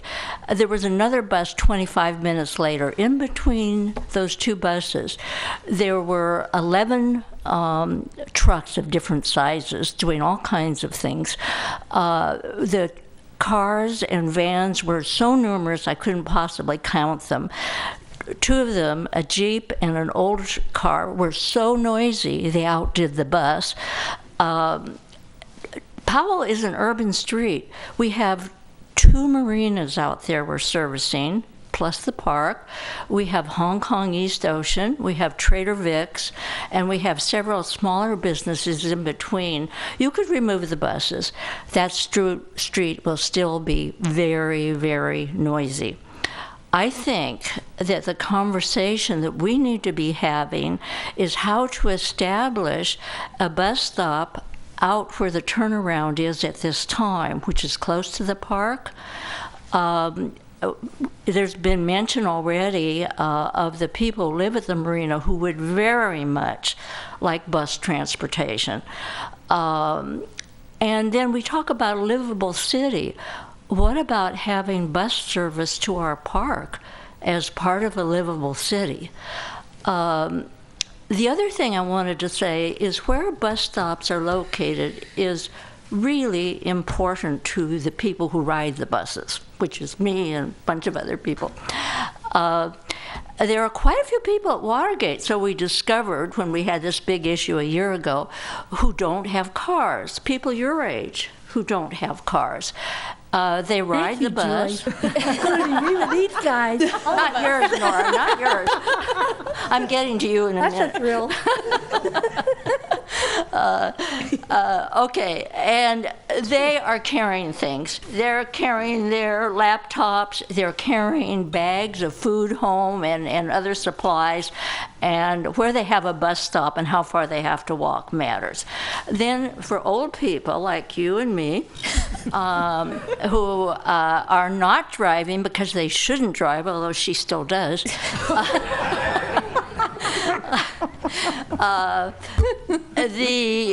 they have a lot of mobility issues, people my age. Okay, I just want to say they measure the distance to a bus stop by half blocks. Thank you, Joyce. Any further public comment? No, Doug, you had your choice. You had your chance. Go ahead. You know, just since all the Watergate people here, I got to chime in too. Emery go-round is definitely a necessity for Watergate out there. I take it from one captain by the market all the time. I've been on the Emery go-round when it did the turnaround at Admiral, and that seemed safe. I don't know why it stopped. Now it goes to the end of the marina and does a big, huge turn through the parking lot. One thing I can definitely say, though, is I don't know who's maintaining these, but the mufflers are totally loud. And 6 months ago, before I was even thinking about anything, I'd gone like, God, why are these mufflers so loud? I used to work for United Parcel Service, and we did a pre-trip inspection. Do these drivers do a pre-trip? The same sound on one of these cars, and I'm going to I'm so bummed I didn't write down the car number, has been going on for like 6 months, and it's definitely louder than all the rest of the cars. So check the muffler or do some kind of thing to reduce the noise just within the truck itself. Thank you. Any further public comment? Andre? I really don't know what's your problem with the hearing. I don't have any. I don't hear any noise truck. Something is going on here. If the noise bothers you, just plug your ear. I mean... You're bad, Andre. Okay, I'd entertain a motion on these two resolutions. I'll second. So moved. Without exception, the motion's passed. There's just one other item that I had pulled, and it's just 5.10, yeah, 510. It's just a comment I want to make of a real commendation to Charlie and to Vic on this unreinforced masonry issue that we started a long time ago, and we're down to one structure now. Is that how I read this? That's correct. This is absolutely important to this city that we've gone through this process and seen that everybody has retrofitted their buildings. Yeah. But the issue that is brought up here is that we still have soft-story buildings in the city. And Charlie, do you have the resources to pursue that investigation? Well, we'll have to check into that. I mean, as the building official pointed out in his report, it's not as easy to identify a soft-story building as one might think. There's some, engineering analysis that has to go into it. You don't do it on a drive-by. No, and we have to, of course, have the property owner's permission. We can't just go into their property and start, X-raying the walls or whatever. So we can look into it. I can get back to you and let you know. Well, I think it's important for the council to support this effort because everything we can do ahead of the big quake to strengthen our infrastructure and our buildings, we should be doing. And this is outstanding. Okay, we're through with that. Now we're going to. No, let's see, there's no public hearings, there's no policy items. At 8, administrative item, 2 resolutions, one accepting the annual audit report, which includes the basic financial statements and auditor's opinion for the city. And the second one's the, well, let's take the first one, 8.1. Let's see if I can get it up here. So Vice Mayor Davis, members of the council, I'm Maria Oberg. I'm the Maria, could you get closer to the microphone? You have in your packet today a small little document that we affectionately call the CAFR. It's our comprehensive annual financial report, and it's not the easiest one to summarize in 5 slides, but we tried. Basically, the CAFR is our annual audit. It covers the last fiscal year, so July 1st, 2013 through June 30th, 2014. It was prepared by our outside independent auditor, Lance, Sull, and Lunghard. And we had good report this year. We got an unmodified opinion from the auditors, which is the highest rating of praise you can get from an auditor. They're not very good with a great adverbs or adjectives. We basically, the unmodified opinion means that we have done 2 field works where they've tested all kinds of financial accounts for us. Our internal controls were found to be strong and effective. They did not find any material weaknesses or deficiencies. Basically, if you want to summarize the financial position of the city during last fiscal year, it's stable. There were some increases, not very big enough to be considered significant. We did have a net position, which is our assets less our liabilities. The net position increased quite dramatically, $27 million over the prior fiscal year. That is mainly due to one-time transfer of former redevelopment funds. They were bond proceeds that we put into the ECCL fund. If we quickly look at the general fund results, this table compares our audited statements of 2013 versus 2014. And as you can see, our revenues increased a little. Sales tax revenues actually went up. We're now at $8 million, so we surpassed 2001, 2002. And then expenditures increased a little bit, but not a whole lot. They're actually lower than our budget, and that's because we had significant staffing vacancies in several departments. Public Works and Police are part of those. So basically, our unassigned ending fund balance increased from $10.3 million in 2013 to almost $12 million in 2014. If we look at reserves, Council has in place a policy that says that we should put aside funds for unfunded liabilities and capital needs as we go along. The policy goal is 25% of budget expenditures should be the unassigned fund balance in the general fund.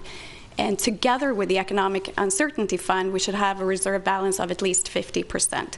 So if you look at this table, you see that we had actually a 40% unassigned fund balance in the general fund, together with the Economic Uncertainty Fund of 19%, which meant a total of 59%. Now, these funds we usually transfer to projects as Council gives us direction, and we will be bringing forward that together with the mid-budget report that we'll do in May. Then during the Finance Advisory Committee meeting, and this is something that is not yet part of the balance sheet for the CAFR, but it will be starting next year, is the question of unfunded liabilities. That gets a lot of media attention, and it's definitely something that's on everyone's mind. So the main ones we have are, of course, our retirement pensions and medical health care for retirees, or OPEB. Before we go into these numbers, I just want to point out that the retirement, the pension reports, those actuarial valuations are as of June 30, 2013. They are always a year and a half behind. The OPEB, however, the retiree medical, is as of October of 2014, so it's a little bit more up to date. So some of these numbers will have changed. We've had some positive market changes. So. But if you look at our MESA, which is our miscellaneous pensions for our miscellaneous employees, our unfunded liability is $5.8 million. For the police, it's $8.9 million. And for the fire, which is with Alameda County, it's about $4.1 million. And they sound big, and they are big. However, what you need to be concerned with most is the funding status. And as you can see, it ranges from 78 to 85%, which is actually, in terms of retirement, that's the sweet spot. 80 to 85% is kind of the target where you want to fund your pension. You don't want to completely fund it or overfund it, because it is an investment account. It's a long-term liability. If you overfund this account, then you've taken money away from other services. The same goes for OPEB. Our Emeryville, for our own employees, we have an unfunded liability of $2.4 million, and for the fire with Alameda County, we have a $1.6 million unfunded liability. And I know that not applicable for the funding status is going to throw people off. The reason it is like that is the report we get from Alameda County shows the entire pool, and so they have not broken out what our assets are. However, on our own books, we have put aside about $1.7 million for this explicit purpose that was done last year and the year prior. So we are actually funded on this liability. And then the 46% for the Emeryville OPEB Trust is actually very, very good, especially compared to other agencies. If you look at other local agencies in California and throughout the nation, we are probably at the top as far as funding goes. And again, this is a lot because Council, this one and prior ones, have had a vision and a strategy to have us pre-fund on a regular basis for the past several years. So we're getting there. And I have Michelle Strawson-O'Hara, our accounting supervisor, in the audience, and she is available to help answer any questions you might have. But she and her staff have done a wonderful job. So, for the council comments, do we have any public comment on this? Andre, come forward.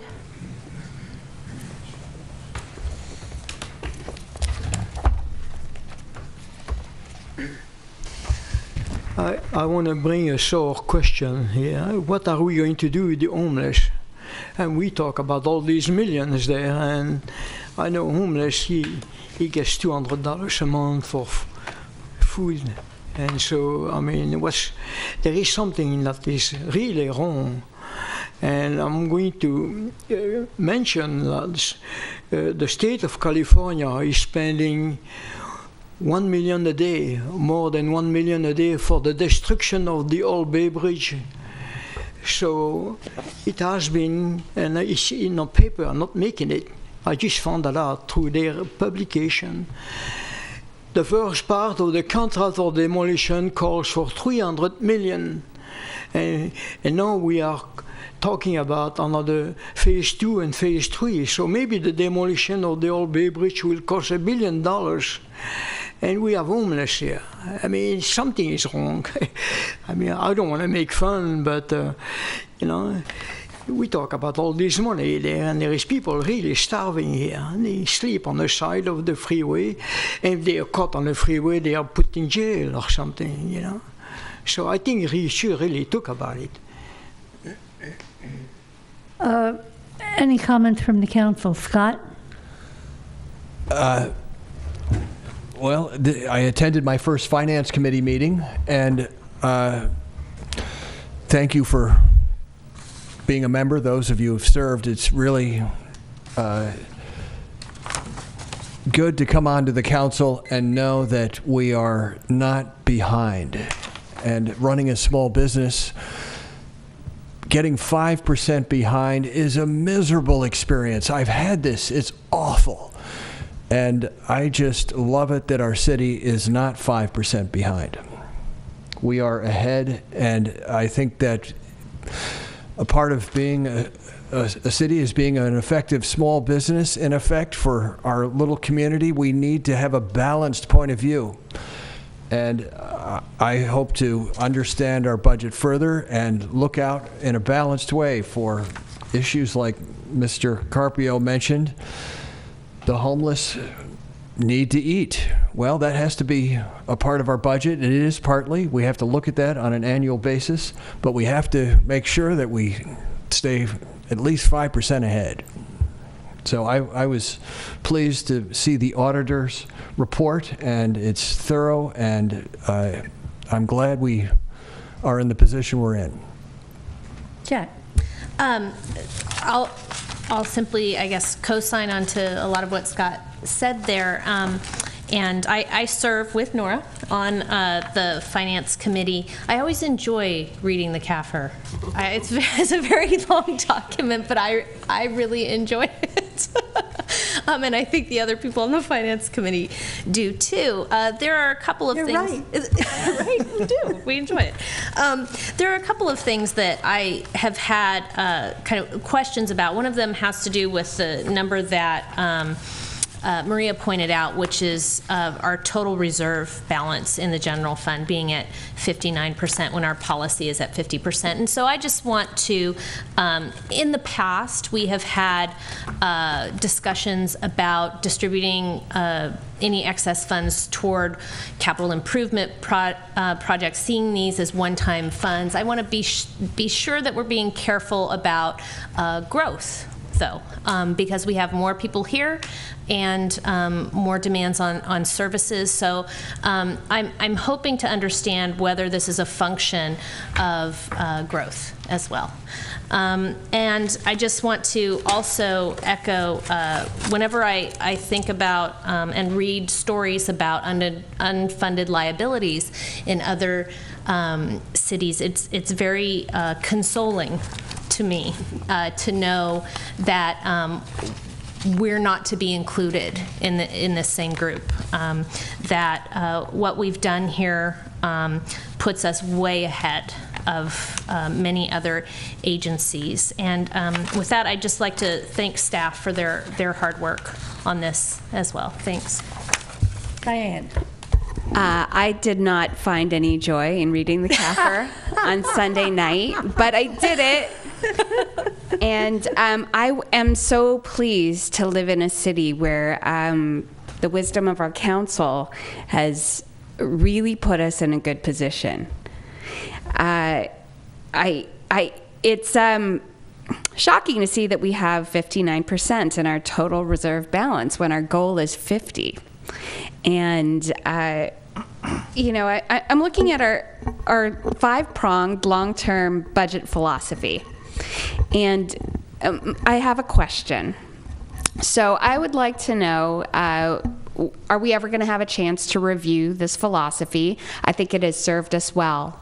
But kind of to tack on to what Councilmember Asher was saying, it would be a shame to see money sitting there when it could be used for services if those services are needed. So, It will not sit there. Actually, the policy does say 50% or more. There is a little sentence in there about, we should try to really build up a future long-term reserve as well. Yes. And you never use one-time money to fund long-term, right? So, right. But yes, we will bring this together with the mid-budget cycle. It's in 1 year. So in May, we will bring forward all the adjustments we need to do, and this can be part of that. Okay, very good. And really briefly, if I may, too, we are actually also working on a 5-year fiscal forecast, which we're planning on bringing in the spring as well.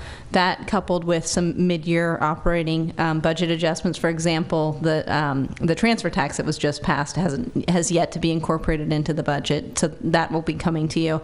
But we've also been talking about looking at some of our financial policies that you all have in place, and possibly adjusting some of those in light of what we see with the fiscal forecast.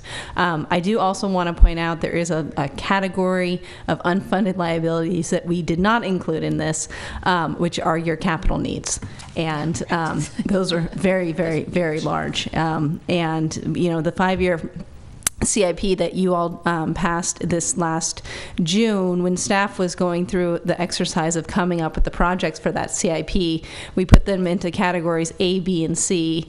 A were the projects that absolutely have to be done now. The B's were things that really are going to need to be done within sometime in the next 5 years. The C projects were things that we know we need to do someday, but we know we have no funding for, and we didn't even bother bringing those to the council as part of that exercise. They're tens of millions of dollars. So I just want to make that point that category is not included in that chart. Sabrina, just give us a ballpark. Oh my goodness! Instead of many millions, just a ballpark of the A and B projects that we want to move forward in the city in the next couple of years. Maurice, do you remember the number? I want to say it's order 20 million, maybe? Well, we funded 90 million, roughly, and I don't recall offhand what the others. Yeah, I think the last 5-year CIP, which was many years ago, had roughly $200 million worth of projects in it. Yeah. And you all have funded approximately 90 million. And clearly with global warming, we're going to have to do something about our shoreline. Bill, you wanted to say something. Bill Reuter, Chair of the Finance Committee. Just one quick comment. I want to compliment the staff on their adept and deft refinancing of the city's debt and of the holdover debt from the redevelopment agency. That's a policy, a redevelopment policy, refinancing policy, which the committee strongly recommended and endorsed, and has been carried out with great success over the long haul. It will save the city millions of dollars. Absolutely. Thanks for adding that, Bill. Any other comments on this item? Let's move on to ECCL. Oh, motion and Michael, did you want to say something? no, I just wondered if we had a motion and a second. Oh, I'll move it. Oh, okay. Second. Good thinking. All right, ECCL. Okay, I wanted to introduce John Baker, who is from Swinnerton Construction, who is the owner's rep for the project for both the school district and the city. And John will give an overview of where the project is. And this is kind of the first of regular reports that we're going to be bringing to the city council and the school district on the project. So go ahead. You okay? I think I got bumped down. Was that the Yeah, go ahead. Is the Oh. The presentation I sent going to? Oh. That's not affected. I did not put that up there. I don't think we didn't put it on the desktop. Okay. Just Okay. Okay. they have a copy of it here.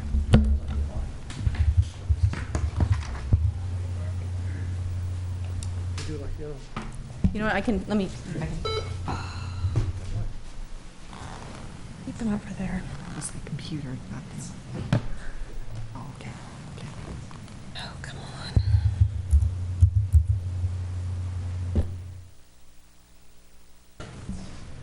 There we go.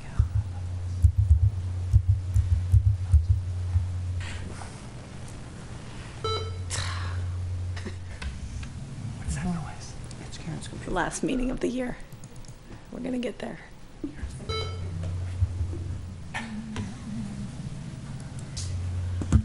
Old school. There you go.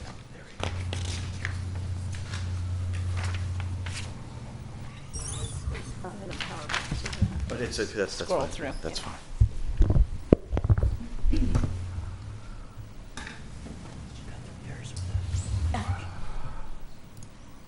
There we go.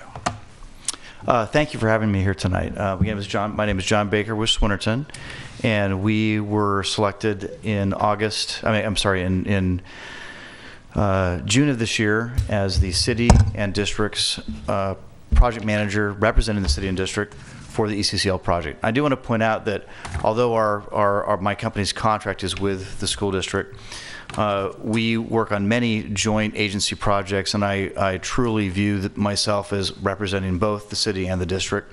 We meet with the city and district every Monday morning with the city manager and the superintendent and talk about project issues together, and I want to make sure that I'm representing both agencies, and I look forward to updating the council regularly on project status and project issues. And this is the first sort of regular update that I'm giving tonight. And this will just take a few minutes. And when I do this, I'll talk about schedule, project budget, show construction progress photographs, and talk about key issues to inform the public and also the council.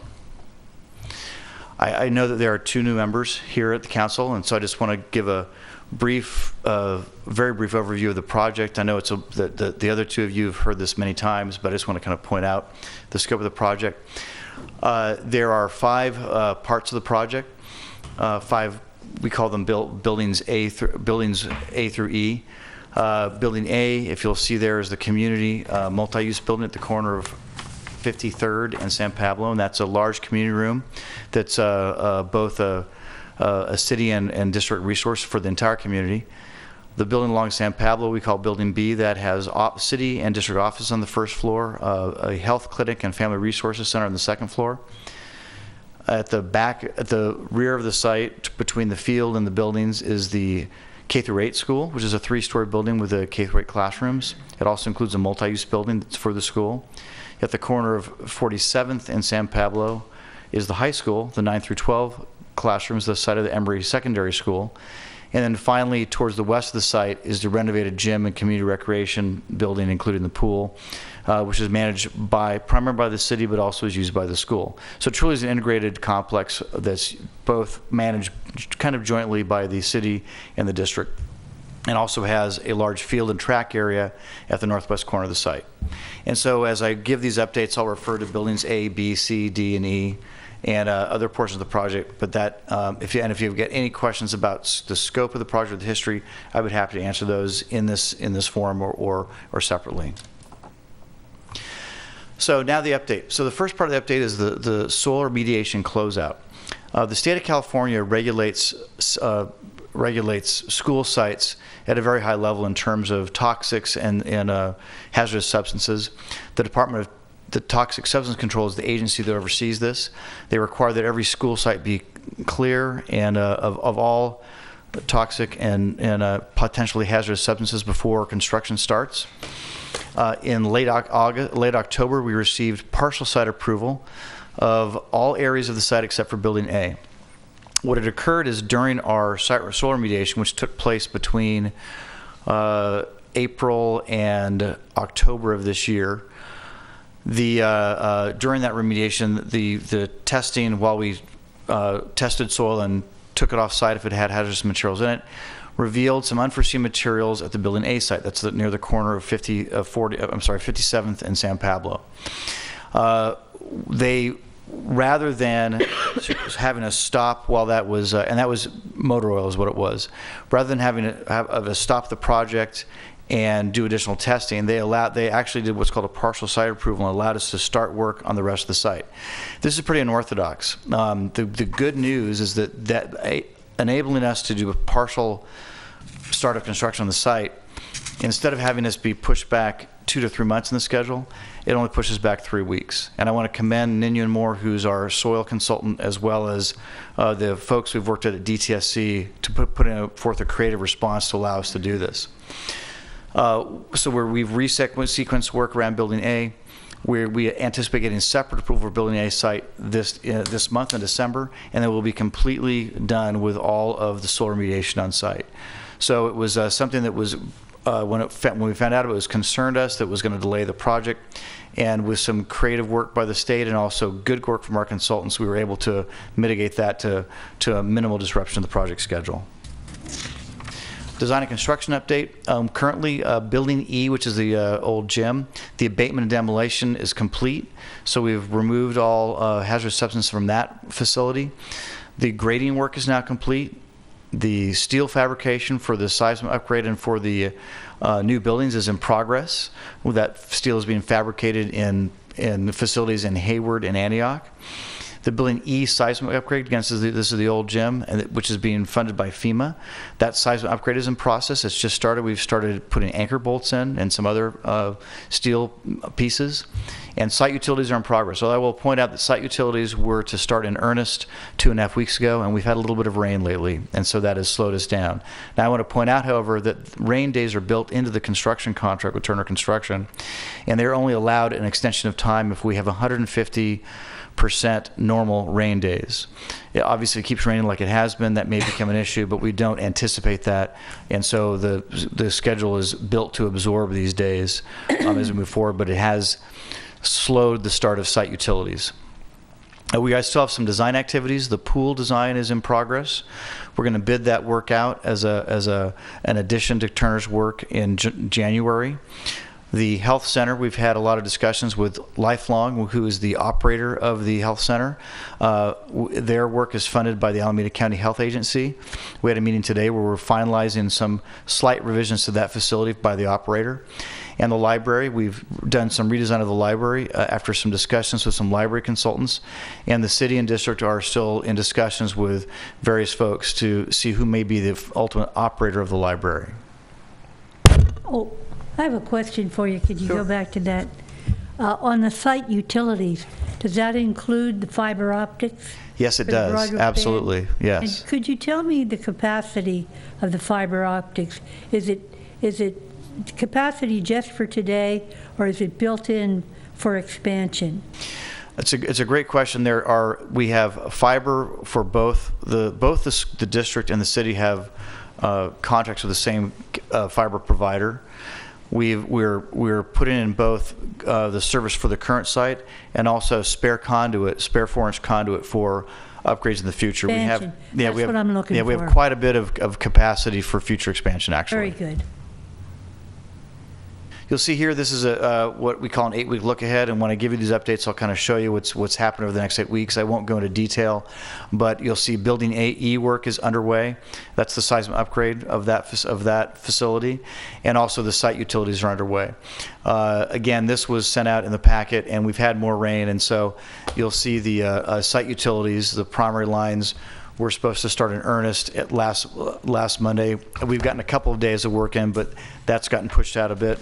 But again, there's no overall impact to Turner's contract schedule from the rain that we've had lately. Are we going to be able to use the swimming pool next June? I'll show the contract completion date for the pool is August. Oh, gee. July. thought it was July, no? No, it's August. When we those dates were presented to council when Turner's contract was awarded back in August. And I'll show those to you in a moment here. Okay.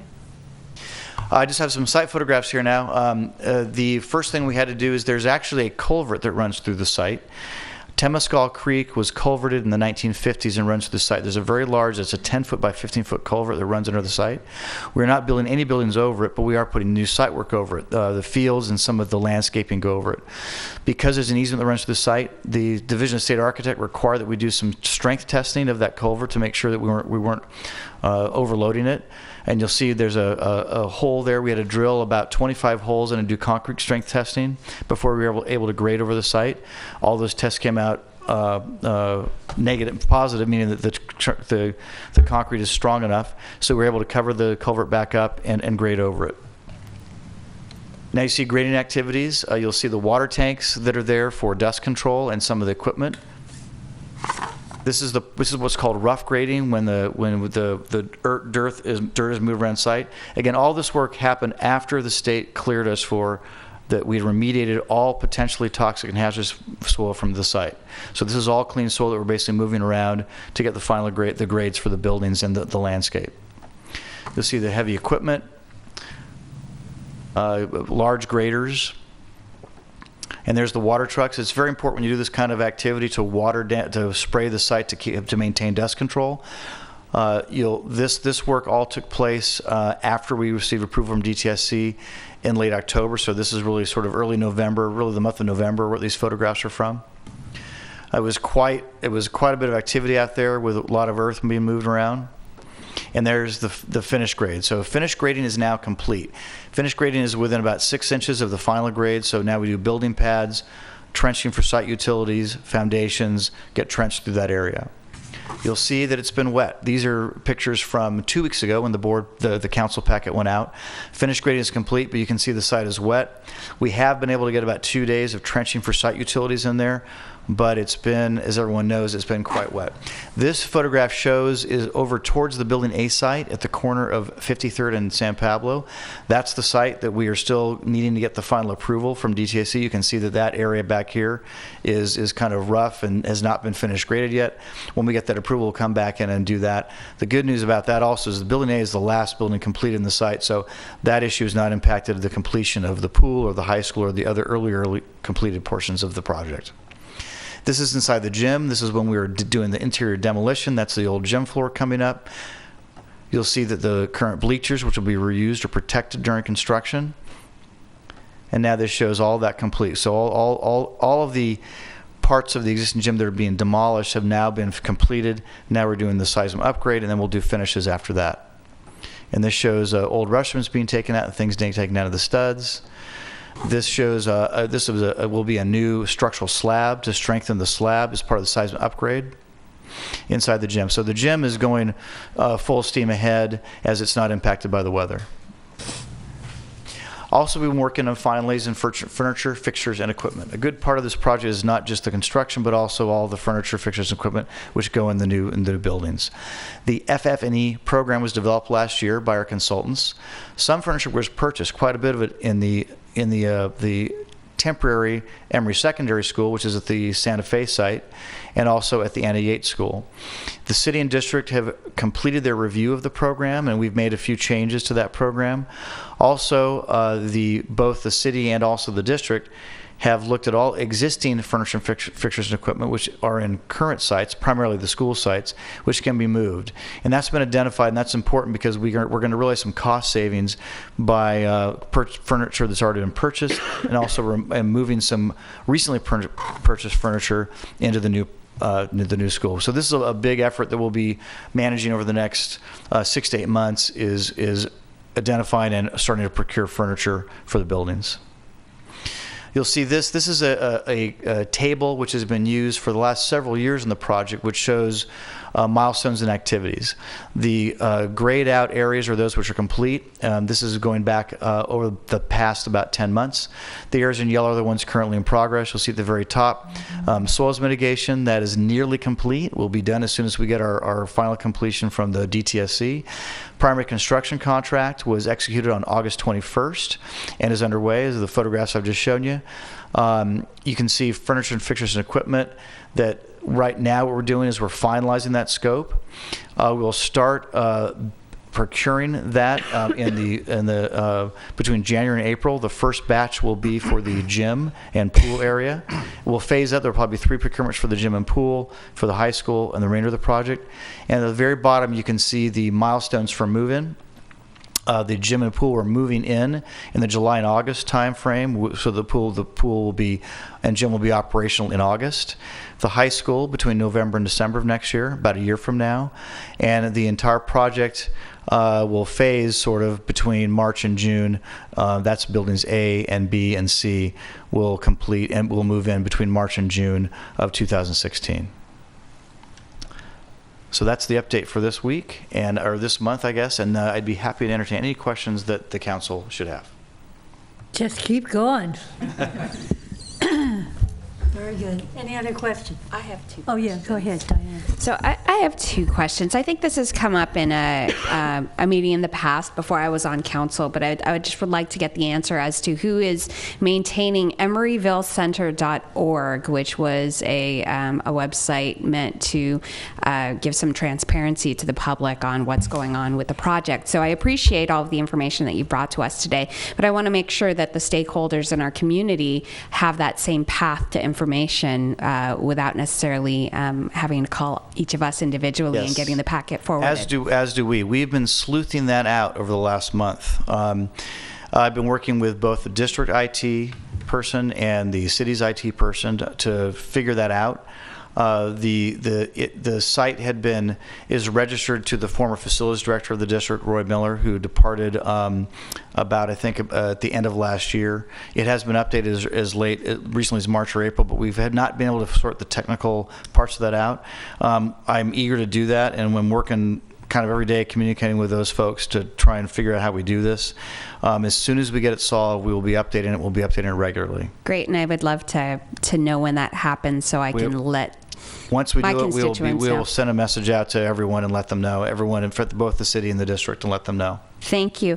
And you mentioned some creative reuse of furniture and equipment, and I am all for recycling. I think that's a great idea. It's a great way to saving costs. However, I just want to make sure that the timing works optimally for the people who are using the equipment and furniture, and that there's that it's adequately timed so nothing is planned to be taken out of, for instance, Annie Yates while the school is operational. No, those moves will happen at the time that we move the school. Okay. The K through 8 school, the Annie Yates use, that move will take place at the end of the spring semester of 2015, the end of next year. So we're not going to be. We'll do it when school is out for the I guess the summer break in June. I think that right now we're planning. So, I'm sorry, summer break 2015 or 2016? June 2016. Okay. Okay. But yeah, obviously, since we're using that, and a lot of that, much of the classrooms, it's more in the secondary school than Annie Yates, but a lot of those are going to be moved because they're newly purchased, and we're reusing those, as you mentioned. But those moves will all happen. The secondary school move happens during the winter break this time next year, and K through 8, that move takes place at the end of the school year in 2016. Yeah. Any other questions for John? Ken, you had a question? You know, I did mention this some time ago, and in view of the recent protests, I'd like to know if there's any preparation being made on how that building could be protected in the event of a civil disobedience, because it's going to happen, so. Any other comments? Thank you very much, John. Appreciate the update. Okay. Moving along to the city as a housing successor. Any action there? Nope. Okay, then we'll move on to communications and reports. Charlie, Planning Director's report. All right, this is my monthly report to you on the actions of the Planning Commission at their last meeting, which was on December 11th. They had a number of items on their agenda, which are listed here. There is a link on your agenda to the Planning Commission agenda. I just want to note that if you tried to access it within the last few days, you might not have been able to, because we're going through a website update and there were some glitches with that, but I'm told that it's fixed now, so you should be able to access that. They considered the final report for the so-called EBOT study, Emeryville, Berkeley, Oakland Transit Study. They did have some comments on that. We will be bringing that to you for approval at your next meeting on January 20th. They approved a high-rise sign for Berkeley Research Group, BRG, at 2200 Powell Street. That is an appealable item. They also approved 2 new residential units at 5532 Doyle Street. That project involves the demolition of 2 existing units, and because it involves the demolition of residential units, it requires City Council approval. So that project will be coming to you at your next meeting on January 20th. The Commission does recommend that you approve it. They approved the removal of 1 street tree on 59th Street. That's also an appealable item, and that is in conjunction with a Transportation Committee item related to a curb cut and a parking space on the street, which was approved by the Transportation Committee. I believe it will be coming to you at your next meeting on the Transportation Committee report, just for the curb cut and the parking space, not the tree removal. They also held 2 study sessions, one on the Marketplace Redevelopment Project Master Plan, and a second one on the Christie Avenue Properties redevelopment. That second one on Christie Avenue Properties will be coming to the council also as a study session on February 3rd. The 2 appealable items, the BRG high-rise sign and the TNE street tree removal, you may, if you wish, vote to deem that they stand appealed if you want to review them, and that has to be done during the 15-day appeal period. So if you want to do that, this is the time to do it. That's why this report is on your agenda, so that you can vote to appeal anything that the Planning Commission does if you wish to do so. So that's the report on the Planning Commission. I have one other item, unless you have any questions on the Planning Commission. My other item is the notice of preparation for the environmental impact report for the Sherwin-Williams project. I previously sent you an email about that, but just for the benefit of the public, I want to announce that the notice of preparation has been revised. The public comment period has been extended to a 45-day period now. It ends on January 30th. And the scoping meeting that had previously been scheduled for this coming Thursday, December 18th, has now been rescheduled for Tuesday, January 27th at 6:30 p.m. here in the council chambers. And that notice of preparation has been widely distributed to public agencies and surrounding property owners and residents. Thank you, Charlie. Any questions for Charlie? Moving on. I have one question. I went and looked at the tree, and I can see the tree has got to be moved if the roll-up door is going to work, but it's a nice tree. Did they pay their fee for? Oh, yes. Well, they haven't paid it yet, but that's one of the conditions. They have to replace the tree, and they have to pay the city the replacement value of the tree.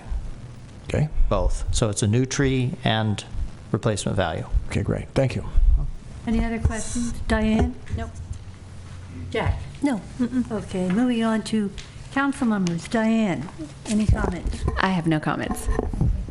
Jack? Yeah, I have one quick thing. And it sounds like a simple thing, but it does so much. Anna Yates is closed from December 22nd through January 2nd for the holiday break, but I want to let folks know that the city's recreation center will be open.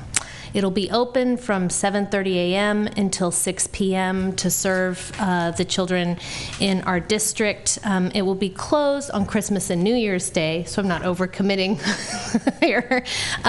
But again, this is something that allows people to be able to go to work by having the rec center open when the school is closed. Thank you, Jack. Scott, any comment? I have a comment and a request from the rest of the council.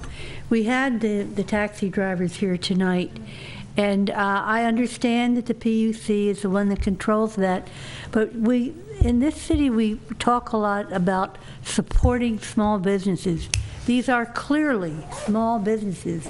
They have been dramatically impacted by Uber, and surely there is something we can do. I think Mike Biddle suggested that the enforcement of the business license aspect of this, because the Uber cars are clearly identifiable. How does the rest of the council feel about asking that the police department make this a special project to pursue the giving of the citations for the lack of business license? There's no control on Uber. They had some kind of event, I think it was in Australia, where the Uber cars there charged $100. Surge pricing, yeah. 100, yeah. There's no control over these people, and they're coming in and they're wiping out an entire small business industry. We shouldn't be just sitting here doing nothing. I would be supportive of that, and also any other steps that other municipalities are taking with regard to Uber. I'd be interested in knowing about that.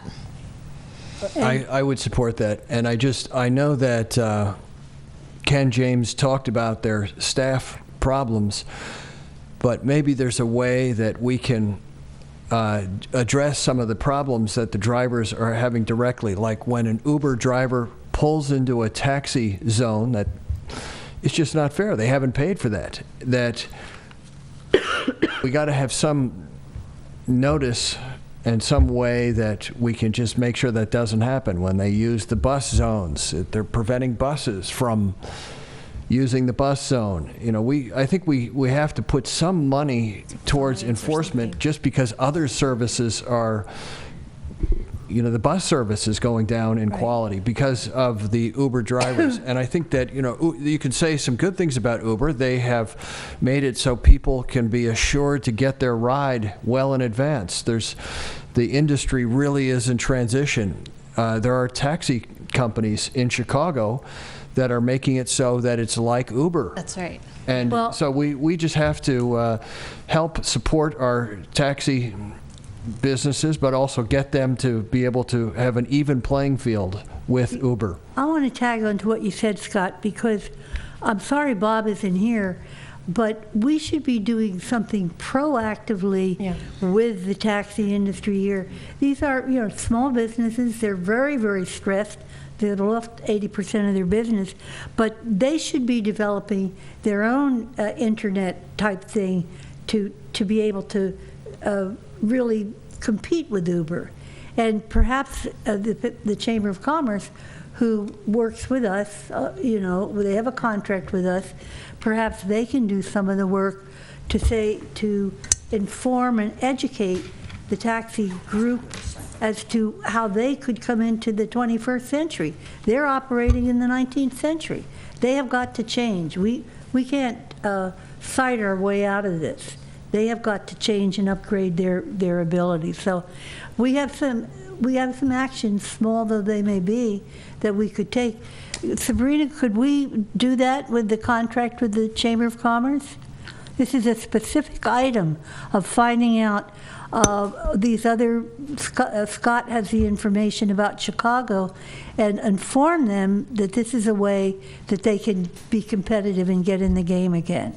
Yeah, we will. We'll work with the chamber to do some research on that. I have heard some other cities are working on that, and some taxi companies have just taken it on themselves. And so I will offer up to sit down with the taxi folks here in town, and we'll think creatively about it. As you acknowledge, we do have a very small police department, and with competing priorities, but thinking through if there's an efficient strategic way for us to maybe go at this a little bit differently than we're thinking. So we'll bring and clearly something. Berkeley and the Berkeley and Oakland and Emeryville taxi drivers are coalescing.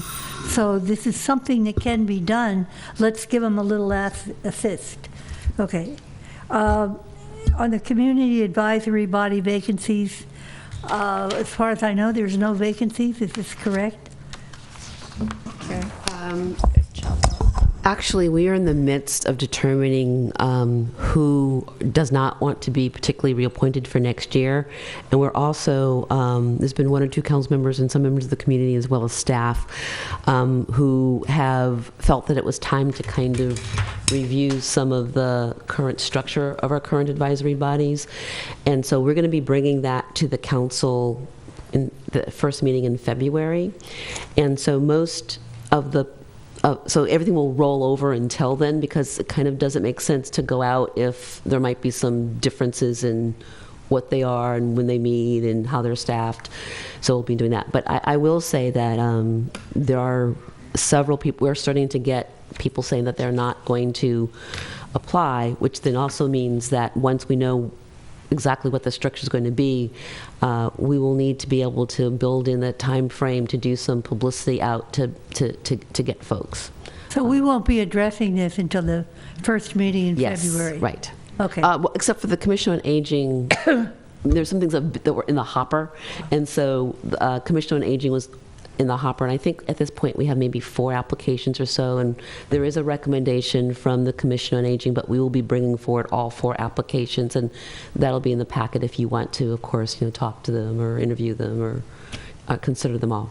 Okay, and I would just like to thank Scott for stepping up to the mosquito abatement district. We need to be represented there. I've killed like 10 mosquitoes in my bedroom in the past month. Go to so Scott, help me. This is the leading edge of civilization. It's not actually fiber optics. This is where, This meeting is adjourned. Thank you, one and all.